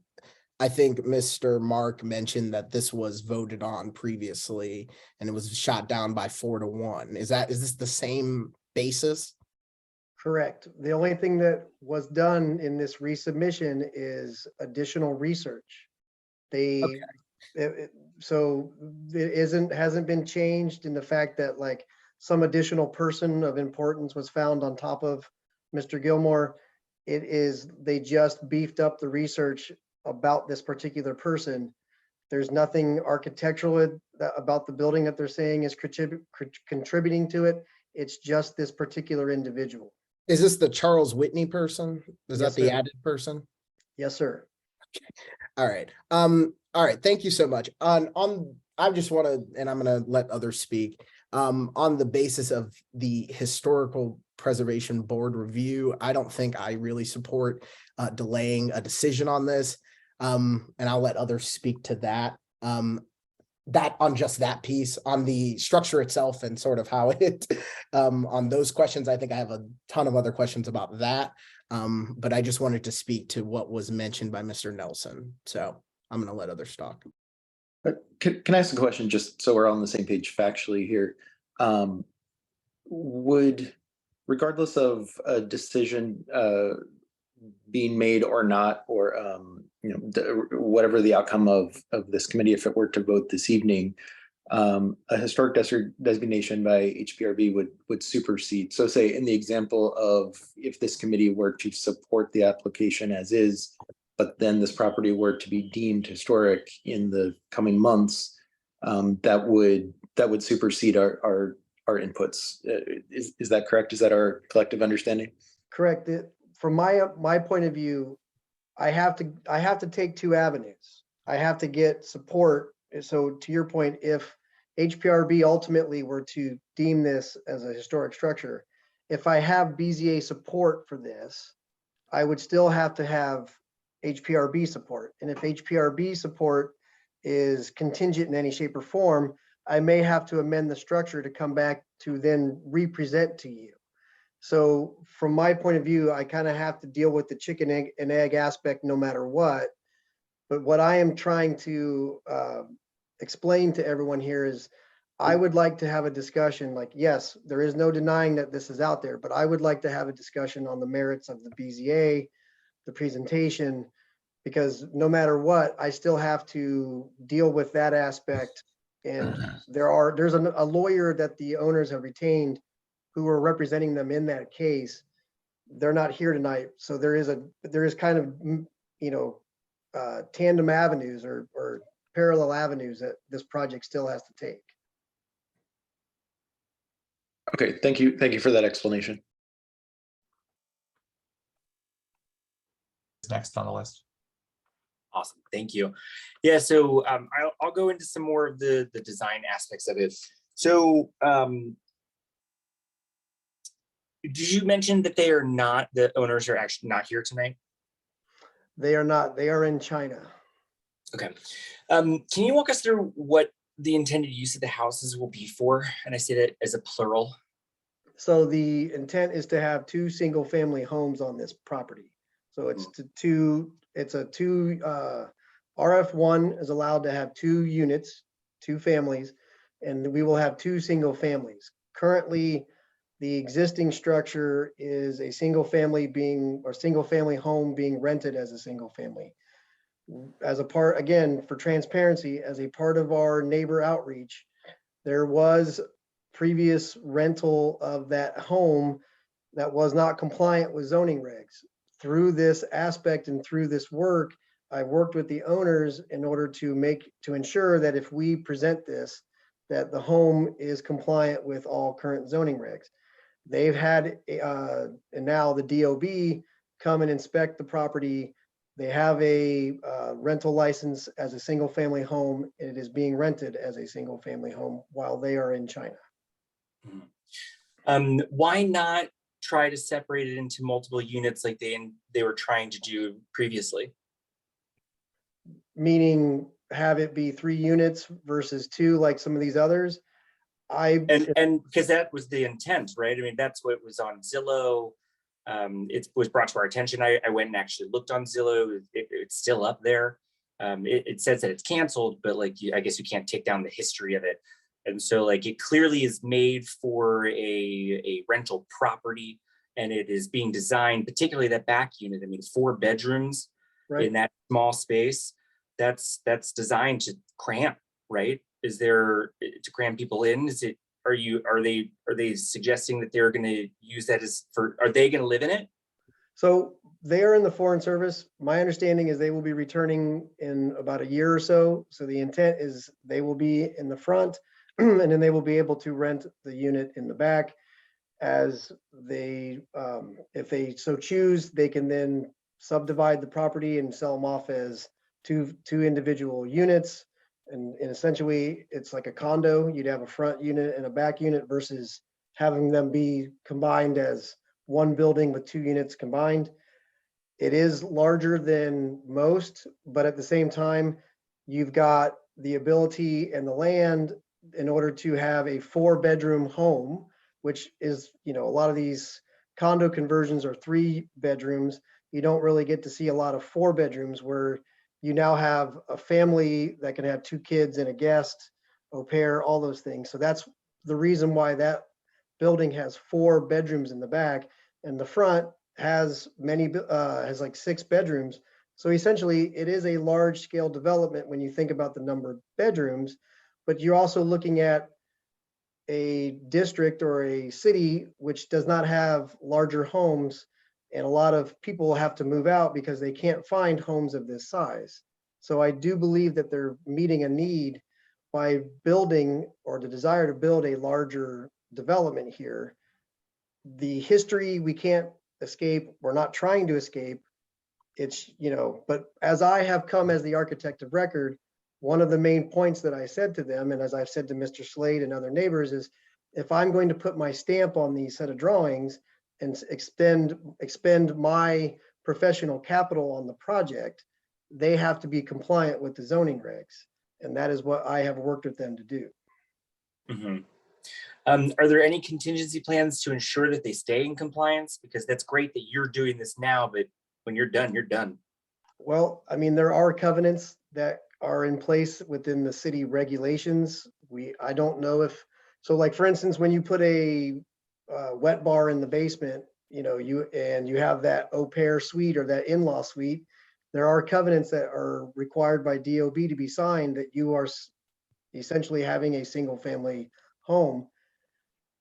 I don't know off the top of my head if that exists in this particular case, but if that is something that were to be required by you or the DOB or the BZA for that matter, in order for this to be approved, that is essentially the administrative process that would ensure that after I'm gone.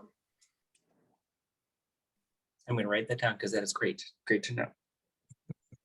I do have a number of other questions, but I want to give Commissioner Ray and Jacobson an opportunity to speak, and maybe it'll come back around. So I'll relinquish my time. And Mr. Commissioner Ray, are you next? I'm ready. Thank you. Yeah.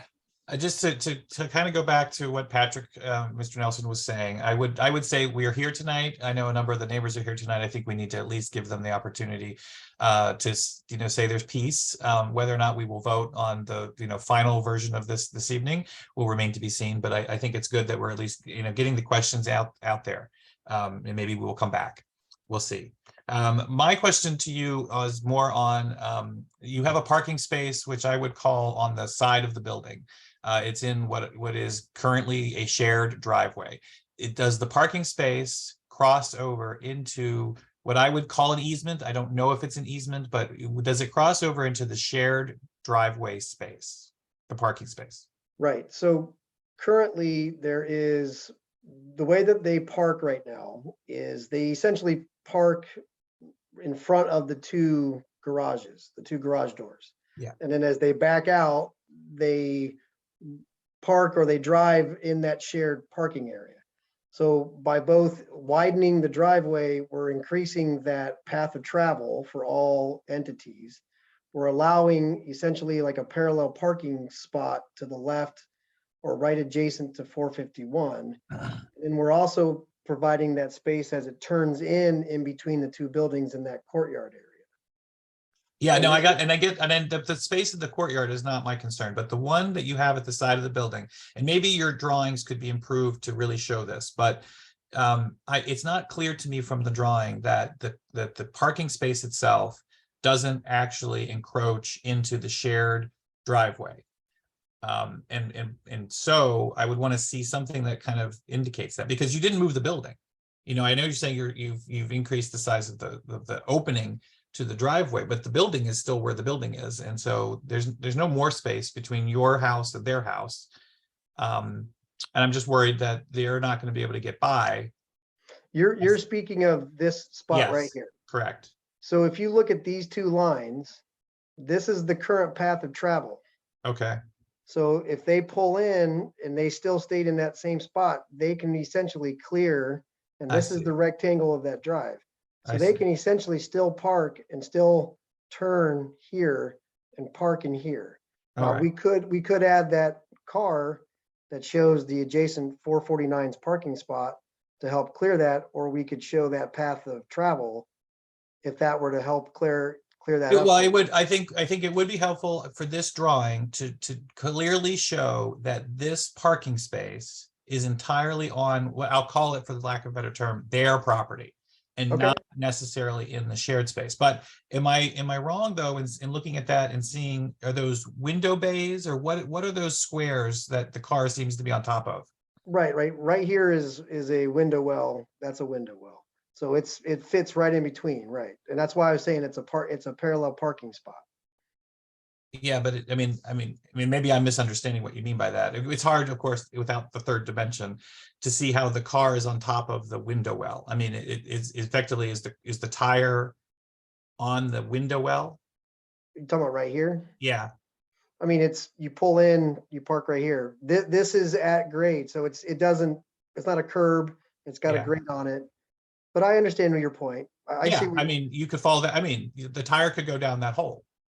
Not with a grate on it. Okay, and that, again, that would be a part, I think, of the plans that we would need to see here to show that. And again, but that would also have to be compliant with fire escape egress issues. So I don't know that to work, but fair enough. Okay. And then so you're also, of course, though, then going to have to go back to public space to get approval on the expansion of the driveway. What if they say no? Then at this stage, we are still within this current driveway. And this area right here is still paved currently. Okay. So all we have done is we've lost the ability to widen this entrance area. It doesn't change this use right here. This is still the area that it's essentially paved and open, and these are where people are still parking in these areas right here. So it may not to kind of stray from zoning regs to a T in this things. There is enough room on this property for a parking spot adjacent and then inside. By regulation, we're only required one for every two, right? So we do meet the minimum. This is sort of by having the one that turns in between. This is the secondary, which we were thinking we could have as a compact space, or, try not to have any more parking on the street, which is another concern from all the neighbors, or in every development or project that we work on. Yeah, I mean, I would clearly just point out that imagining that this, goes all the way through, part of our report would be to highlight to the BZA, is this a legal, does this meet the definition of a legal space? I just want to make sure it is a legal space the way you have designed it. So we'll talk about that. Okay. Thank you. That's it. Okay, I just had a couple of comments and then one hopefully easy question. To Commissioner Footer's point about enforcement mechanisms, I mean, I think like having some of those clauses in there could be helpful, but I don't think they're entirely necessary because there are enforcement mechanisms from district government if they were to be renting out additional units anyway, right? And then for to Mr. Nelson's point, I definitely understand some of the concerns with pushing this through without hearing back from HPRB.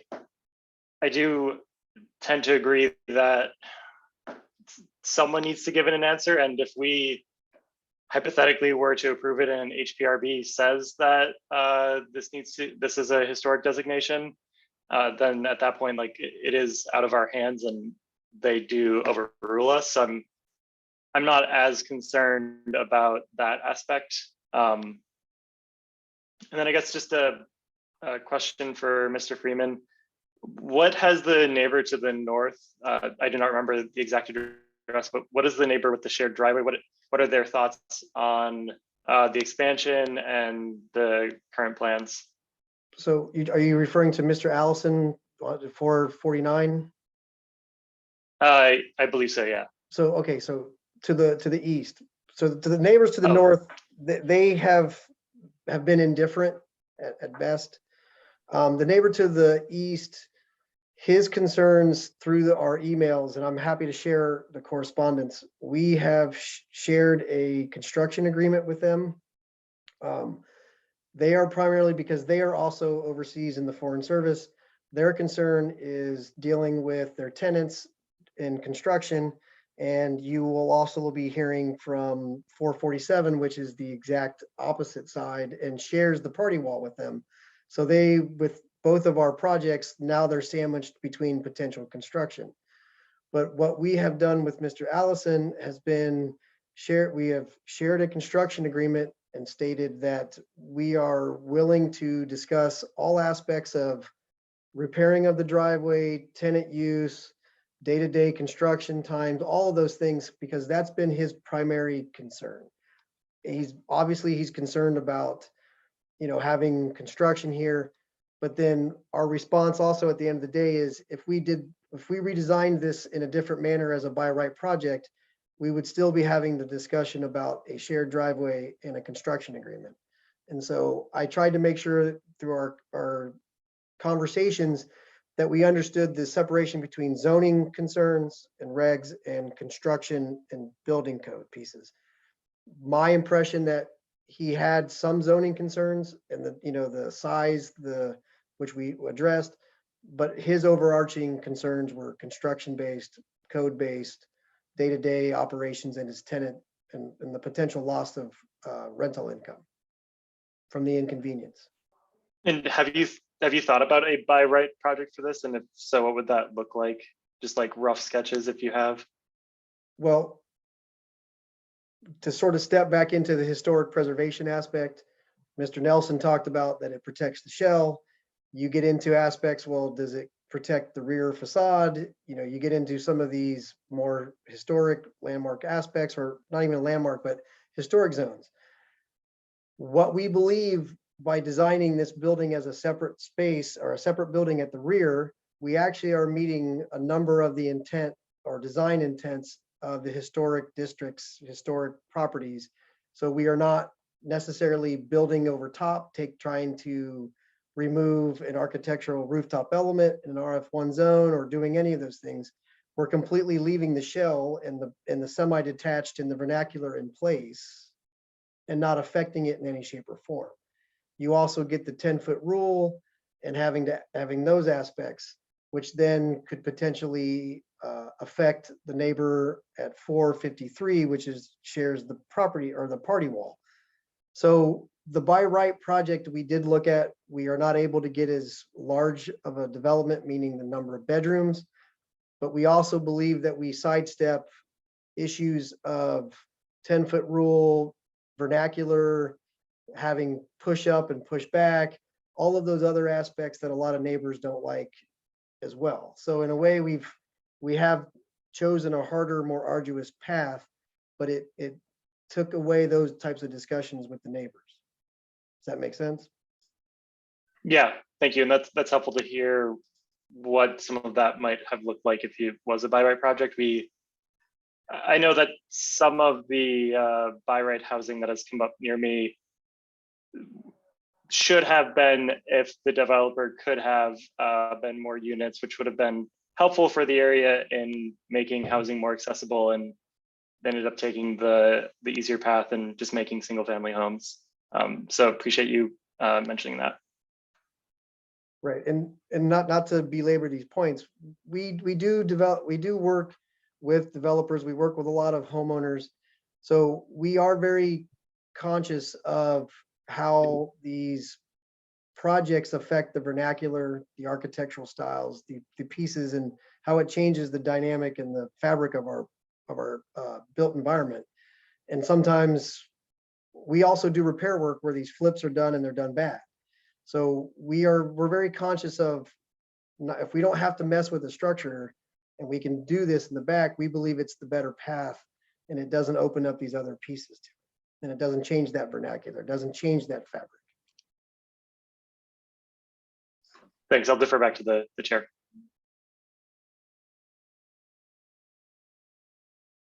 If you want to go to the public. Sure, thanks, Commissioner Wright. Yeah, let's go to the public at this time, and committee members, you'd be welcome to ask additional questions or make additional comments. I think maybe Mr. McDaniel, at least you might have had some other thoughts that maybe you put on hold for the moment. So Yeah, I would definitely like to hear community members if they have anything, and then I can. Okay, great, sounds great. Okay, Commissioner Ray, do we have any hands from the community? Yes, Mr. Patterson is first. Hello, everyone. I am Adam Patterson. I am at 442 Manor Place, one of the two properties directly north of 451 Park Place. Mark Freeman has been very professional in reaching out to the neighbors, and everything he said has been truthful. I know I have not participated purposely in these meetings. There's no mandatory requirement for me to participate in working with them. I've made it very clear to the owners when they stop by my house and in the emails that I do not support this project, that it will fundamentally change the unique nature of our tree area in the rear community, which does not have an alley. I've submitted an official written note. I appreciate making notations about how the previous use of the facility. I will acknowledge the look of this space is wonderful. My recommendation is, don't give any special exceptions. That would be my request. I understand that sometimes they're needed. I really, really, really will say, do not allow the 5-year occupancy based upon previous use and how the neighborhood would work. Mark cannot be involved in 5 years in tracking what these people do. And as an engineer who does construction and design work, I completely understand that. But your choices influence people and how these yards are going to look. And the fact is that it's 5 feet off the back of my property. I'm looking right in those people's bedroom. Thank you.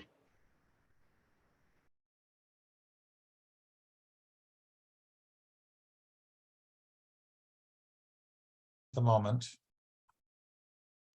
Can I ask a question to that? And if Mr. Patterson doesn't mind coming back on, essentially, Mark, would you mind addressing some of that? Because I'm looking at your design and it looks like you guys are maintaining the trees in that space. Mr. Patterson, is the public using their private property as green space? Are they allowing people to do that? Or can you mind? No, it's not about that. It's about the neighbors and how we use the back areas. There's a lot of children that run around back there. There's actually utilities that run across that. So right across where those windows would be, access to that space. I have no access to that backyard through my house. So the only access currently to that space is through their property. And it's, I understand right now there's a little bit of a level offset, and the drawings are as best as they could to capture the geometry of the land itself. It's approximately correct. The trees that are actually displayed on there are a good amount of them are just giant weeds that need to be cut down by my neighbor who really doesn't maintain his property. if so facto I'm not cutting down his weeds that have grown to 27 feet tall and spanning my backyard, even though my wife wants me to. That's a whole other situation. It's one of those things that placing this in this location, and I understand it's done in the community, and a representation of well thought out impacts from multiple perspectives, albeit historic or not meeting the owner's needs from the 10-foot setback, which is very limiting on how you reprogram the space, and the by right is there. I think you made a great comment on just simply saying, why not make this easy and simply do no exceptions and just hit that square footage mark, or any number of ways to pursue this. And I think from the get-go, from what I've understood, is the owners are driving a specific want, and as a consulting engineer, I understand that need to fulfill it, and that's what we're hired to do and what Mark is representing. It's just as somebody who's sitting in that backyard staring at that fence, which I think possibly Chris Allison's tenants are tearing down my fence and possibly using as firewood, because now I'm missing portions of my fence. That's a whole other issue. I just don't know what's going on. It came back one day. I was like, it's a crappy fence that probably was built in the 80s, but I'm getting lost in here in the conversation. It just doesn't fit the space for the two-story structure. The current one-story structure, even higher with a number of feet above it because of the offset, really would have zero impact on anything. And I know there's fence permits that needs to come through, and I hopefully will submit a larger fence height to offset that specific one, or just put in boundary trees. It's one of those things that I can't influence anyone's choices. This is just my backyard, and how these people are going to use this, and past histories makes me make assumptions, even if people go through corrections and fixing problems. So Mark, do you mind addressing some of the green space in particular? Have there been any considerations around plans for privacy? I think your design actually did a good job of kind of showing what the tree kind of landscape was, and how this facade would kind of be within that. But do you mind walking us through some of the considerations that the community is kind of articulating, particularly around greenery and access? So, I mean, Mr. Patterson, I don't know if there is a utility easement that they have to come through our driveway in order to get to the telephone pole. There is a telephone pole right here in the north west corner that he's referring to, and the lines run east-west. We have been aware of that, and that's one of the, beyond just neighbor outreach, that's one of the reasons why we pulled it forward as much as we did, so that easement and that access was still accessible. And then because there were versions where this went from property line to property line, from east to west.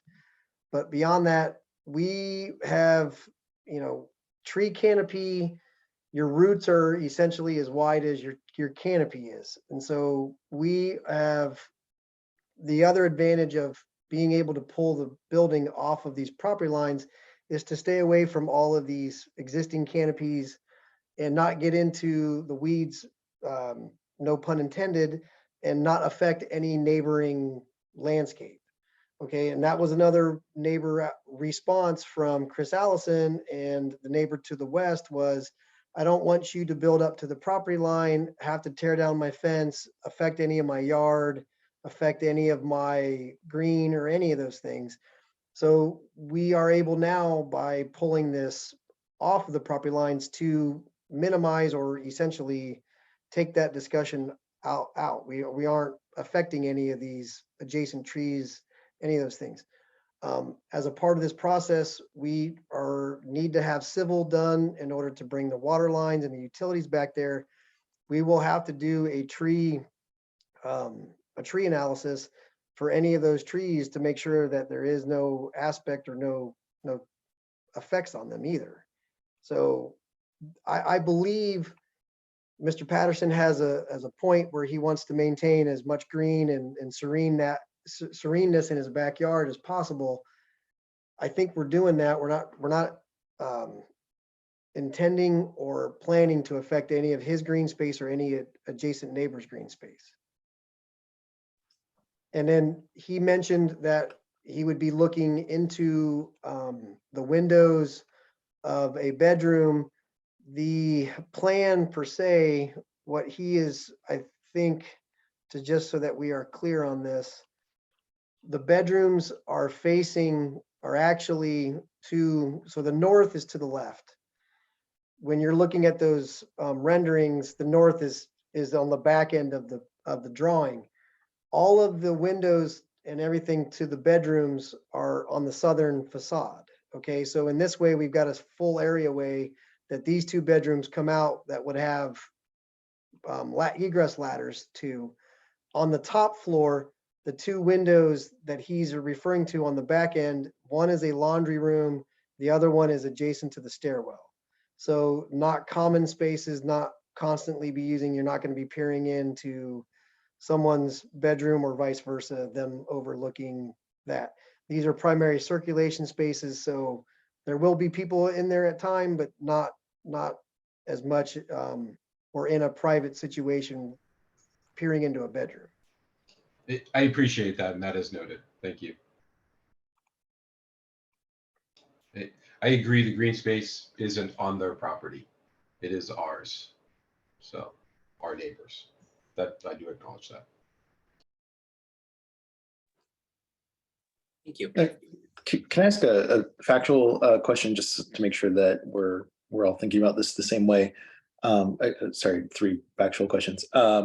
Would this remove any large trees on the subject property, 451?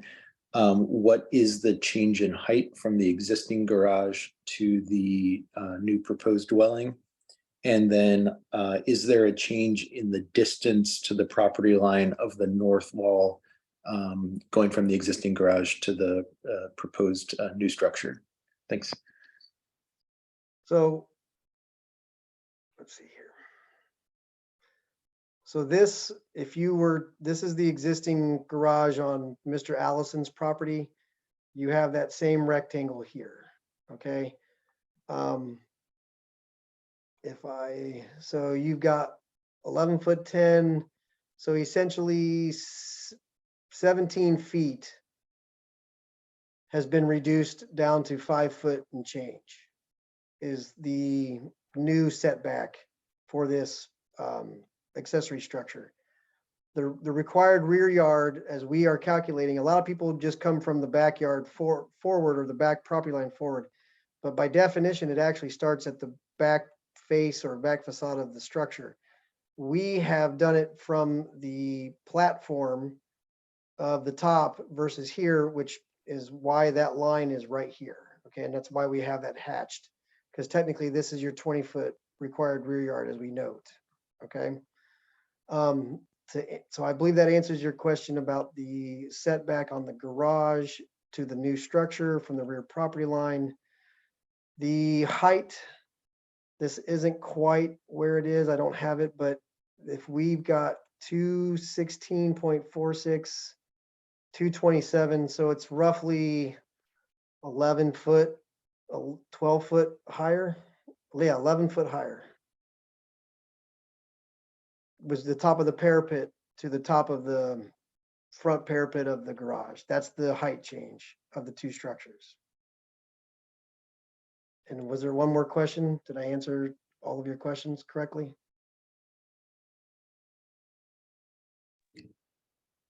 Yeah, just were there, I think you The said it trees. was- Yeah, exactly. Yes. Mhm. There are no trees currently back there that we would be removing on our property. Okay. Thank you. I appreciate it. Are there any other comments from the public at this time? So there are 2. I'll have them come. Danielle Poland is first. Thank you. Can you hear me? Am I unmuted? Yes. Great. First of all, thanks for the opportunity to speak. And I wanted to just express 2 primary concerns. But first, I did want to agree with Mr. Patterson about the the quality of the outreach that Mr. Freeman has conducted. I think he has done a good job. I just don't support this project for a couple of reasons. And first, I feel like building a two-story building with a full basement in the backyard would actually adversely affect our use and enjoyment of our property. We're next door at 453, so we are the western neighbors. My reasons for that are that the proposed dwelling that they're placing in the yard would have south-facing windows, as we just saw, which would have a pretty direct view into our home, even though the property would not be sitting directly behind our home. The wall is low enough where those second floor windows would have a pretty direct view into our home, as well as the clerestory windows that would be overlooking our backyard on the west side of the building. And I think you saw in the presentation that the neighbors at 451 previously constructed a 3-story spiral staircase in the backyard that accessed what I guess used to be a rental apartment in the attic. And that stairwell also has a direct view into our bathroom. So we're already keeping the shades shut there. And under this proposal, there'll just be additional residents with views into our home and our yard. So really don't support it for that reason. In addition, the burden of proof statement talks about the size of the proposed building and purports to say that it wouldn't affect the light and the air of our property. And I feel it would affect the light and our view and our use of the green space, as others have already talked about, simply by virtue of the fact that we have one of the few backyards in the neighborhood that doesn't have an alley behind it. And having, a whole separate home in the backyard of a neighbor really would give an entirely different feel to the space, and it would no longer feel like a backyard oasis, which it currently does. And then, not directly related to a zoning concern, but I'm also concerned that my neighbors at 451 previously have not been very responsive when we've contacted them about noisy guests in their rental attic and other apartments. And I'm just concerned that they might not be any more responsive in their placement or their management of yet another set of tenants in the backyard property. And then my second concern, my final concern really is what's already been discussed in terms of the neighbor's intended use of the two houses. I understand that the current rental family at 451 is going to be moving out at the end of April or May. And as I understand it from them, the owners have no intention of ever moving back in, even when they are back stateside from their foreign service jobs. So it'll be a rental property of at least 2 units, and perhaps more if the owners revert back to, renting out those additional units in the main house. So it gives me some concern, and I appreciate the opportunity to speak. Thank you. And Mr. Letts is next. Hi, thank you. And just very quickly, because I'm going to speak on 447 in a moment, because that directly adjoins my property, but I just wanted to voice support for my neighbor's objections. I understand their concerns about the privacy element, the very close or lack of significant setback from the property line, and some of what's been brought up tonight about the past uses certainly gives concern about how this new structure would be used going forward. So I won't take up more time, but I did just want to voice that support for my neighbor's objections to this. Thanks. And the last one is Mr. Palmer. Good evening, everyone. Thanks for the opportunity to voice my opinion on this project. I will also speak on 447 momentarily, because that one directly impacts me. But I agree with Ms. Poland in that having a second structure in your backyard changes the feel of the neighborhood and our use of that space. And I would ask that this panel consider, making fewer or granting fewer exceptions to this. The city was designed for a specific number of people.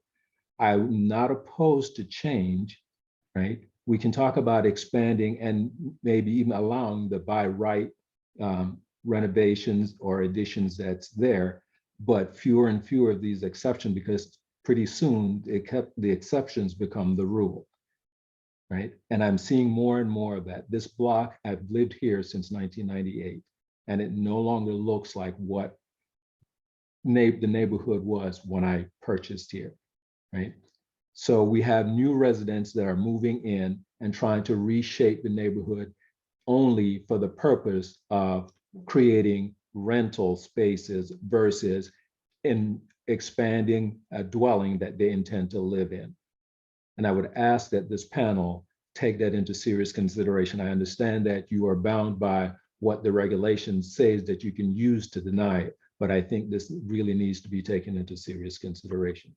I thank you. And again, you will hear from me again on 447.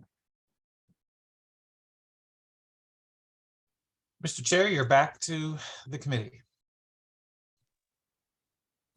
Okay, I guess I might at this point poll the committee members as to whether we want to take a vote on this right now. The alternative would be to extend consideration to our next meeting a month from now. Does anyone have any thoughts either way on that matter? I would recommend that because it doesn't have any negative impact on the timing of being able to participate in the current schedule of the BZA hearing, I would recommend that we move for a decision to be made in March, just to give the historic preservation a little bit more time to maybe go through the process, things of that nature. If there was any negative impact in being able to do that, then I wouldn't recommend that. But I think right now, it would behoove us to just delay a consideration for support or not support until next month. I would, I'll second that as the recommendation. I think there's a lot to kind of digest here, not the least of which is everything that Mr. Nelson told us at the beginning. So I'm glad that we were able to get through a lot of these questions and kind of get some of this basis down, and it would give at least me an opportunity to really think this through and to see if I have anything else. You know, we can always go back to Mr. Freeman in writing and get, you know, some further feedback, and then we can really deliberate this next month. I do see that Mr. Freeman has a question, or just wanted to make sure we heard from the full committee before we go. Yeah, I mean, I'll leave that to the chair. Sure, just point of information, given the nice 28 days we have this month, the next meeting will be Wednesday, March 8th of this committee. All right. Am I able to, I just wanted to let you know, right now, the HPRB, the case is not on for the next, which is February 23rd, or it's late February. I do not anticipate it being on the March. So if it is, it's obviously it's your, if you need to deliberate and digest everything, because there is a lot here, but I do not know, and I do not anticipate. My gut says it's been sitting at HPRB, unfortunately, because it's been 8 months already. But it just on the current posting of the information online and everything, it will not be decided on or taken up by the time March 8th or the next time this ANC meets, this zoning and design committee. That's all I wanted to clarify. You know, the only thing I'll say is obviously we as the ANC can reach out to them to say, you know, ask them to get this on the docket. Of course, so can you. So I would point out that if you're looking for a final resolution, it might not be the worst idea to reach out to them and see if they're willing to go ahead and hear the case. But you know, that's we've done it multiple months through our permit processor. If you all could do it, I would greatly appreciate it. If you all have any pull to move it along, please do, because we're looking for resolution. We're looking for it to be resolved and put to bed as well. Can we move to write a resolution to HPRB asking them to expedite the consideration of this? And then we can have that discussed at our next ANC meeting in a couple of weeks. Sounds like it sounds like a good idea to me. It would help things. Sure. So that would be an A and C resolution, not something for this committee. Is that right? Well, the committee could recommend to the ANC that we would write a resolution asking that HPRB, get this docketed so that we can figure out where it stands. I mean, it may not support. I mean, again, it's hard to say. There's a lot of moving parts. The BZA could always postpone to wait to see what HPRB does, but that's again kind of up to everybody and what the applicant wants. But I would say at this stage we could at least push or put a fire under HPRB to get this going. So I would second what I think was Commissioner. Yeah, that's a motion. Yeah, that's my motion. I was just like, well, HPREB even listened to us, but yeah, I have a motion to do that, and we can, if the rest of the committee is in agreement, then we can write that out for the ANC to review and hopefully get HPRB to do something here. So what's being proposed right now is delay discussion on this or push this to the next meeting, and then also the resolution to kind of get that moving. I'm good with that. Thanks. Yeah, I think the first proposal that we would be voting on as a committee is everyone okay with, or the motion is writing a resolution to HPRB to expedite consideration of this particular case, given the long delay, and that it would help us in some of our deliberations. Is that motion seconded? Yeah, there we go. Could I ask for committee members voting in favor or aye to raise their hand? Yeah. And nays? Seeing none. And abstentions? Okay. And then the second motion would be just to table consideration of this proposal until the March meeting. March 8th, that's right. Second. I will second that. Okay, great. Can we ask on the motion to table further discussion of this case till March 8th? Please raise your hand to signal aye. Aye. And nay? Seeing none. And to abstain. Okay, thank you very much, Mr. Freeman, for your presentation, for community members for your comments. On our agenda, we did have one more BZA case this evening. Loving local democracy as much as anyone, I'm also aware that it is 9:30 p.m. and people have other things to do with their lives as well. With my potential apologies to the applicants who have sat through 2.5 hours of other cases and community members who were planning to comment as well. I might suggest to the committee, is there a sense that we might want to adjourn, or would we want to push through to this fourth case? Point of information, this is also a May BZA case. I would make at least the recommendation that we allow them to present, and then I would move to community comments first, just to make sure that the community gets a chance to be heard, and then we can decide from there where we kind of are. But I don't know if anybody disagrees with that. I would agree. I would agree as well. Okay. I second that. I think that's a fourth. Thank you, commissioners. Okay, so given that, we might, let's change the order slightly. There were a few community members who mentioned that they wanted to weigh in on the fourth case on our agenda, which, to be clear, is BZA case 20888 regarding the property at 447 Park Road Northwest.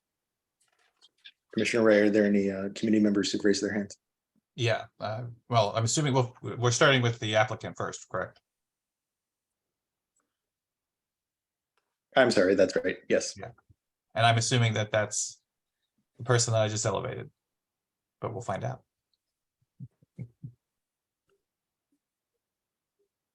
Hi, good evening. This is Hamid Shirazi. I'm actually with the development team for this project.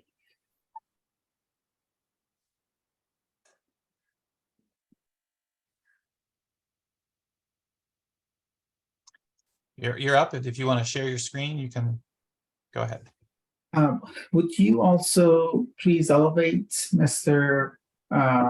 Anthony to the panel? You'll actually be sharing the presentation together.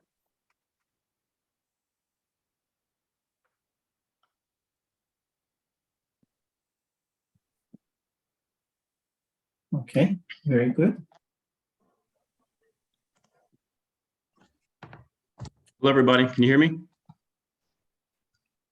Okay. Yes, we can hear you. Okay.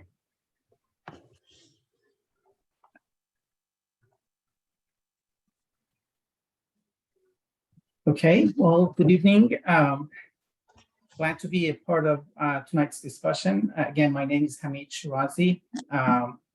Talking about 447 Park Road development. I am a partner with Datis Properties, who's going to be the developer on this project. I also have Anthony Priz actually on the panel. He's with Axis Architects. He's going to be helping me going through the slides. And Mr. Shahab Tubai is the owner of the property. So very quick overview of the project and the relief that we are requesting. The existing building is currently 3 stories, and it extends a little bit over 4 feet past the rear of the building to our west. And the building is detached from the building to our east. We are proposing a rear addition and an extension to the side, and we're seeking relief from rear yard requirement. We are asking for 8 foot more than the matter of right on the extension on the back. And we're seeking relief from a few architectural elements as shown on the screen. One is to actually extend the porch roof to the side of the proposed, to the width of the proposed structure. We are also seeking to increase the size of the existing dormer window on the 3rd level. And we are proposing to extend the cornice to the width of the proposed structure. We are also seeking relief on conversion to 3 units. Looking at the vicinity map, this is our project on Park Road. And a closer look, obviously a street with a few duplexes on this street in Park Road. With that, Anthony, for site plan, please. Yeah, sure. So what we have here is basically the site plan for our project. And I'm sorry if you're a little turned around. We had to rotate the project like 90 degrees clockwise, so it fits on the slide. But basically you have Park Road page left, and then you have the rear facing portion of the home page right. That sort of dark gray square at the top of the page is the adjoining neighbor, 449 Park Road. And then that red dashed line that you see over the plan is the extent of the existing footprint. So you can see we're bumping out the rear of the home about 13 feet. And then we're also extending the side of the home about 4.5 feet towards the side of the property line. One thing to note here is that we are proposing a new curb cut off of Park Road. And that curb cut's going to lead to a shared driveway, which basically straddles the side property line. And there has been an ongoing conversation with the neighbor, and they're in support of this. And that's going to take you to the rear of the property where there's going to be 3 parking spaces to alleviate the need for on-street parking. Okay, so looking at some of the subtitles that we're requesting relief from. Subtitle E, section 5201.4 talks about the light and air available to the neighboring properties shall not be unduly compromised. And we've done shade study that Anthony is going to explain and talk through, please. Yep, well, it's taking a second to load up, but I think it's only a portion loaded up. I only see two images here. There we go. Yeah, so we ran a sun study just to sort of analyze to see if there were going to be any negative impacts of the shadow on our adjoining neighbor's property. So you can see the row at the top is the matter of right allowed projection from the back. And then the bottom row is what we are proposing, which is that additional 8 feet. And then you have the columns, which is 9 a.m., 12 p.m., and then 3 p.m. And you can see basically because the rear of the home is facing north and the sun really doesn't have much impact on the facade, that there's really not much difference between the matter of right and proposed in terms of how much of shadow increase there's going to be. And that first slide was the spring and fall. And then this one is the summer solstice. So again, it's even less shadow, but again, the matter of right and the proposed is basically identical. And then once you get to the winter, again, just because we're oriented north here, you're basically in shadow all day long. Okay, thank you. The second relief is about subtitle section E 5201.4 section B about the privacy of use and enjoyment of the neighboring properties shall not be unduly compromised. And Anthony? Yeah, so the image at the top right is sort of a view looking through the existing breezeway. Our project's to the left, and then you have the neighbor across the breezeway to the right. So you can see there's quite a bit of separation between the two buildings, given the setback requirements. And there's quite a bit of existing windows currently. The image to the bottom left is sort of us looking from our property down to the neighboring project. So you can see there's already a significant amount of transparency and exposure of these two buildings facing each other. So granted, we are bumping out the rear, so we're going to be adding a few more windows, but in our minds, really the privacy factor is kind of unchanged just because of how much exposure there already is. And then the next relief section, E-5201.4C, talks about the views from the street and alley and other public ways shall not be substantially visually intrude upon the character, scale, and the pattern of the houses along the street and alley frontage. And Anthony? So this image at the bottom is a view from the street. Again, our properties is what's highlighted in red here. You can see there's a pretty typical typology on the street where we have this sort of two-story rectilinear brick facade with this very prominent front porch, which takes up about 2/3 of the facade. And then there's this very dominant cornice that sits above that, which separates the brick below from the third story, which is basically this really steep roof condition that has this single dormer on top. So the idea is the design intent, Hamid, if you go to the next slide, although we're expanding the facade, we're trying to sort of carry through those existing architectural elements. So again, you see that red dashed line which represents the existing footprint of the home. So we're stretching 4 feet out towards the east. We're still maintaining that rectilinear brick 2-story reading below that dominant cornice. The cornice is going to extend along with that addition. We're also enlarging the porch along with the facade, so it reads more proportionally in line with the extension of the facade. The third floor roof, the slope and the height of that roof remains unchanged to what's existing there, and you can kind of see the neighbor 449 how that all kind of lines up. But we are enlarging the dormer. It's still one dormer, but we're widening it just to create a more functional and more habitable space for that third floor unit there. And then this is the east-facing side facade. So the design intent for this was really to not make this feel like it's a secondary facade. We don't want it to be a side facade because you can see the door there. This is actually the main entry into 2 out of our 3 units. So we were careful in how we crafted this facade. Obviously, we're carrying that high-quality brick material from the front all the way to the back, so we're not cheapening with siding and things like that. We're doing some brick detailing for the head of the windows and the sill. We're introducing some Juliet balconies. So we're, the idea is that we wanted to create a nice composition here, so it reads as more of like part of the whole building.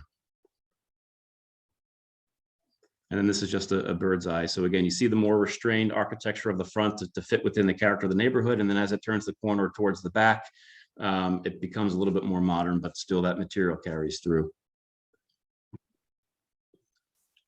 So this image is a view looking directly across the other side of the street. We wanted to point out that white building, I think it was just completed. It was under construction. And I want to say that the condos are for sale. I think I saw one of them pop up on Redfin this morning, actually. But basically, they've done everything that we're asking for. They've extended the back a certain amount of feet. They've also pulled the facade towards the side a few feet, enlarged the front porch, and also adjusted the dormers at the 3rd floor. Okay, just a few points about the community outreach. We believe that the BZA notification letters are already sent to the neighbors, so they should have received that by now within 200 feet of the property. We are proposing 2 Zoom meetings to meet with the neighbors on the Park Road and actually the street behind us, Manor Place, on the 24th and the 25th. The letters and the invite actually will go out to them this Friday. We have reached out to the neighbor on the east side to talk about that shared driveway, and we've presented our plan to them. Mr. Palmer, I think he's on the call. The owner actually has had the chance to talk with them just recently. We understand that they have some comments for us to incorporate about that. Still waiting to get their feedback on the plan that we've presented them. And so far, we've actually made several attempts to talk with the owners of the property to the other side with no luck. And we've just recently realized that the owner is out of the country. And we're looking for ways to get in touch with them and present our project to them and hopefully get their support. And with that, I turn it back to you, Mr. Chairman. Thanks very much, Mr. Shirazi. Mr. Pizzo, did any committee members have any comments or questions?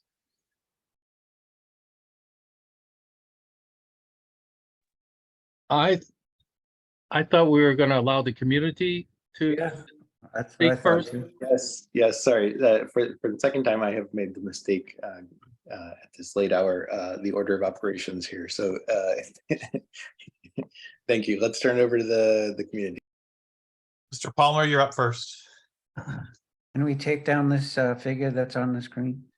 Yes, thank you. Thank you. So the neighbors have reached out to me about this project, and the way it was originally presented to me before I saw the drawings was misrepresented, and that I was told that they were only going to do 2 units as a shared for a brother and sister to occupy. Now I'm seeing in the drawing, we're looking for a 3 unit apartment with doors and additional windows facing my property, right? And the shared driveway that was proposed is not something I'm going to support, because that extension would require giving up 4 feet of my space all the way into the backyard, which I use, and I have a garden in that space. And in the summertime and springtime, that is where my sanctuary, if you will, in the back space. So for that perspective, I'm not in support of this project. I have my neighbor at 442 that's joining this meeting with me that may also have a comment. I am not in support of this project, as I live right across the street from it. I just see the nightmare of having construction on a one-way street, trying to get in and out of your neighborhood. And now we're talking joint projects possibly at the same time going on that would just create havoc in our neighborhood. I have lived on this street since I was born. And I'm looking at the project, and I really don't mean a lot of harm when I say this, but it's not very attractive at all. It just looks like a big block building. And I'm just not in support of it. I mean, I'm all about renovation and that sort of thing, but this isn't even renovation. It's creating a whole new structure. And that's just not our culture that we have been living with here on Park Road since my time here. Thank you. And this is his wife, Mr. Palmer's wife. I am also in opposition of this because, number one, when we asked for a curb cut, we did not get it. They want to expand their house out an additional 4.5 feet and get 4 feet of our property to offset their 4.5 feet that they're building out to. No, no, no, and no. Thank you.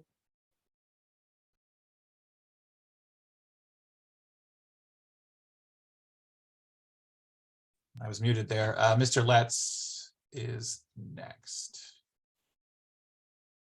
Hi, everyone. Thank you for staying on with us.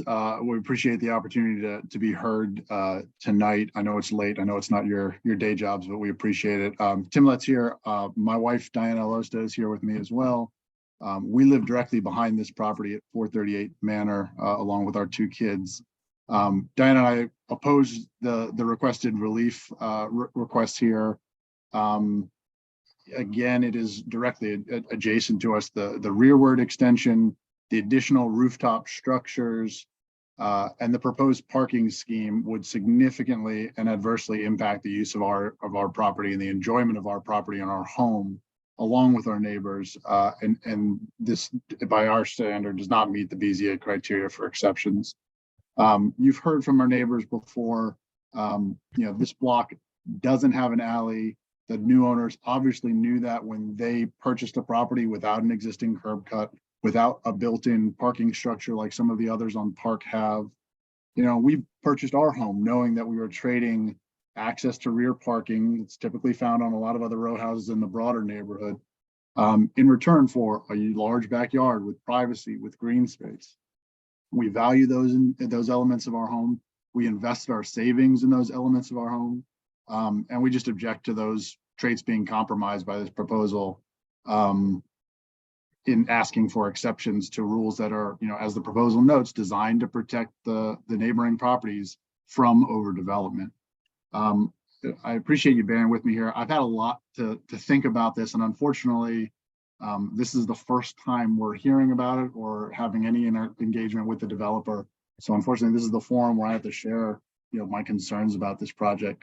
The applicant statement says that there won't be any adverse effects on the neighboring properties. I don't know if we were just forgotten in that, but the statement is not correct. And again, this has not been shared with us. There's been no effort to come talk to us. I appreciate that now they're trying to schedule conversations with the neighboring units. But ideally, this would have happened much longer before we were coming together tonight. The applicant states this is a minor change from the existing. That is not correct. In reality, in addition to just a much larger physical structure, the proposal essentially seeks to create a multi-car parking lot abutting our backyard. One space is shown directly on our property line. Obviously, the noise of multiple cars parking in the rear, car starting, doors opening, music, it clearly would impact our use and enjoyment of our property and impact our rear-facing bedroom on a block that doesn't have an alley. This is an area where we play with our kids. As others mentioned, this is an area where we meet together with our neighbors. We string up a hammock back there. So inserting a parking lot is an obvious adverse effect on our enjoyment of the property. With regard to the rearward and the height relief request, again, the applicant states that it won't interfere with light and air to the neighboring properties, but that's not clear. The submitted shade study doesn't accurately depict the rear property lines. So making an assessment of the impact of light onto our property is unclear. I believe this rule concerns both adjacent dwellings, but also just the property itself. And depending on how this property is redeveloped, we may want full light in that part of the yard if we end up needing to have privacy landscape to block off whatever's put back there. It's not what we want, but it's a consideration. I would also just ask the developers to take a close look at that diagram, because the shade diagram seems to suggest that the requested 18-foot setback almost aligns with the rear of the adjoining property's accessory parking structure. And if that's the case, there's not 29 feet remaining between that and the property line as suggested. So I just don't see maybe I'm wrong on that, but I would ask to take a second look there. The proposed roof structure, I know it's grayed out, but there's the whole access structure above the 35-foot height limit. It would completely block out our view of the Capitol Dome from our property, from our upstairs. It's an enjoyable aspect of our home. It's also a marketable trait that shouldn't be removed by a developer seeking a special exception at our expense of our enjoyment and our investment. And lastly, you know, the application itself notes that these rules are designed to protect the residential properties from overdevelopment. They say that this is consistent with other additions on the block. I know they noted that one in the example, but of course that's on the south side of Park. There is an alley running back behind that property. It's very different than the northern block. The only other similar addition that I'm aware of on Park Road on the north side is 443, and that's a corner unit, right? So it's very, very different interaction with its neighboring properties. I just don't think it's an accurate comparison. And I would urge you to listen to the voices of the neighbors tonight in understanding what the true impacts of this type of development would be on our side of the block. I think my wife would like to add some comments as well. I'm just going to close by again saying this has been developed without any consultation. So there are a number of really adverse impacts on our property, on our home. Clearly, the property at 447 is going to be redeveloped in some way. We understand that. We're not opposed to that. But the developer can do this within the confines of the existing zoning rules without requesting these relief elements that would significantly and adversely impact our use and our enjoyment of our property.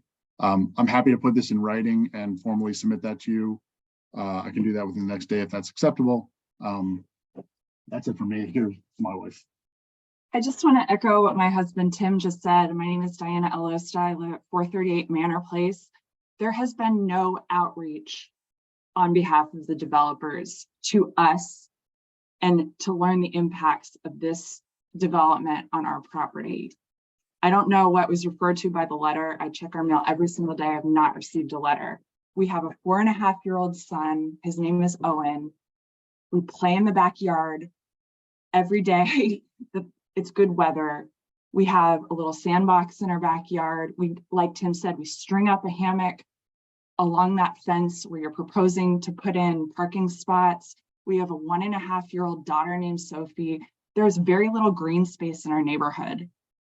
We do not have a lot of access to public parks in Parkview. We highly value our backyard, and this does impact our enjoyment of our property. I am offended that no one has reached out to us to have a conversation before this meeting. It is outrageous, and you all should be, okay, I will stop there. I am very upset though. I would just add one other thing, and George kind of alluded to this, right? Had there been outreach before, I mean, the applications kind of decides on itself that the biggest impact is going to be to the west side. You know, if they talk to the neighbors, they'd understand how we use that property and how some of these, and you know, they'd understand that George's garden box is in their shade study. They would know these things if they had talked to us first. And there's a lot of outreach that needs to be done before there's any consideration of this. Thank you all very much. Thank you for your consideration. Mr. Chair, we did have some other hands come up if you want to, I assume we want to take those before we. Sure, let's do that since so that we're going to go with access. Angela Harris, as I don't believe you've had a chance. Good evening, everyone. My name is Angela Harris. I'm the owner of 436 Manor Place. I'm one of the very few long-term residents on the block. I grew up in my house and my grandparents purchased the property in 1946. I just want to support my neighbors at 438 in their opposition of this project. As a long-term resident and DC native, I am very disheartened by this continued overdevelopment of the area and the lack of interest in the neighbors. No one has contacted me. None of the developers have contacted me about this development. I see notifications about a February 24th or 25th Zoom meeting. How are you going to be contacting the owners for a Zoom meeting? This overdevelopment, this really has to stop, and this project will really impact the enjoyment of my legacy property. Thank you. Okay. That I saw Mr. Hamad's hand go up. Did you want to answer the question on how, because we could of course help support that, but how did you plan to notify the neighbors about your Zoom meeting? Yes, so let me first just start by thanking the neighbors for, sharing their thoughts in this meeting. In the hindsight, we probably rushed our participation in the ANC meeting. The fact is that we just very recently actually submitted the BZA package, and we were contacted with Mr. Gallagher and offered to participate in today's actually meeting. We debated about it, but it was probably best for us to postpone participating to the March meeting. So I appreciate the frustration on the part of the neighbors. We do plan to reach out to folks, and you're going to get a letter with an email and a phone number. And we're going to actually seek your email to send you the Zoom invite. As I said, those letters are going to go out this Friday, and hopefully we can all connect and discuss the project and hear your voices in more details in either of those two meetings. Just very quick, Mr. Palmer, I understand that the owner actually connected with you over the weekend, and I realized actually after your conversation with him that you have some comments and concerns about this, shared driveway. I'm still looking forward to get what you have in mind, for that space. I've actually sent you an email looking forward to your thoughts, and maybe we can actually connect in one of those meetings with the neighbors or offline to see what we can do to make sure that it meets your expectation for that as well. Mr. Chair, that is everyone. Okay, so it sounds like there's consensus among everyone here that it is time to wrap up for the night. I guess in just to make it official, can we get a motion among the committee to adjourn until March 8th? I make a motion that we defer this until March and adjourn until March 8th. Second. Okay, all in favor? Any opposition or abstentions? Okay, so as mentioned, the next meeting of this committee will be on Wednesday, March 8th.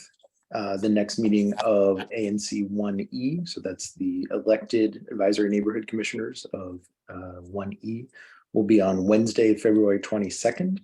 A recording of this meeting and a recording of all other ANC 1E meetings, as well as a schedule of upcoming meetings, is available on the website anc1e.org. Thank you very much for your time, everyone. Have a great evening. Thanks. Good night, everyone.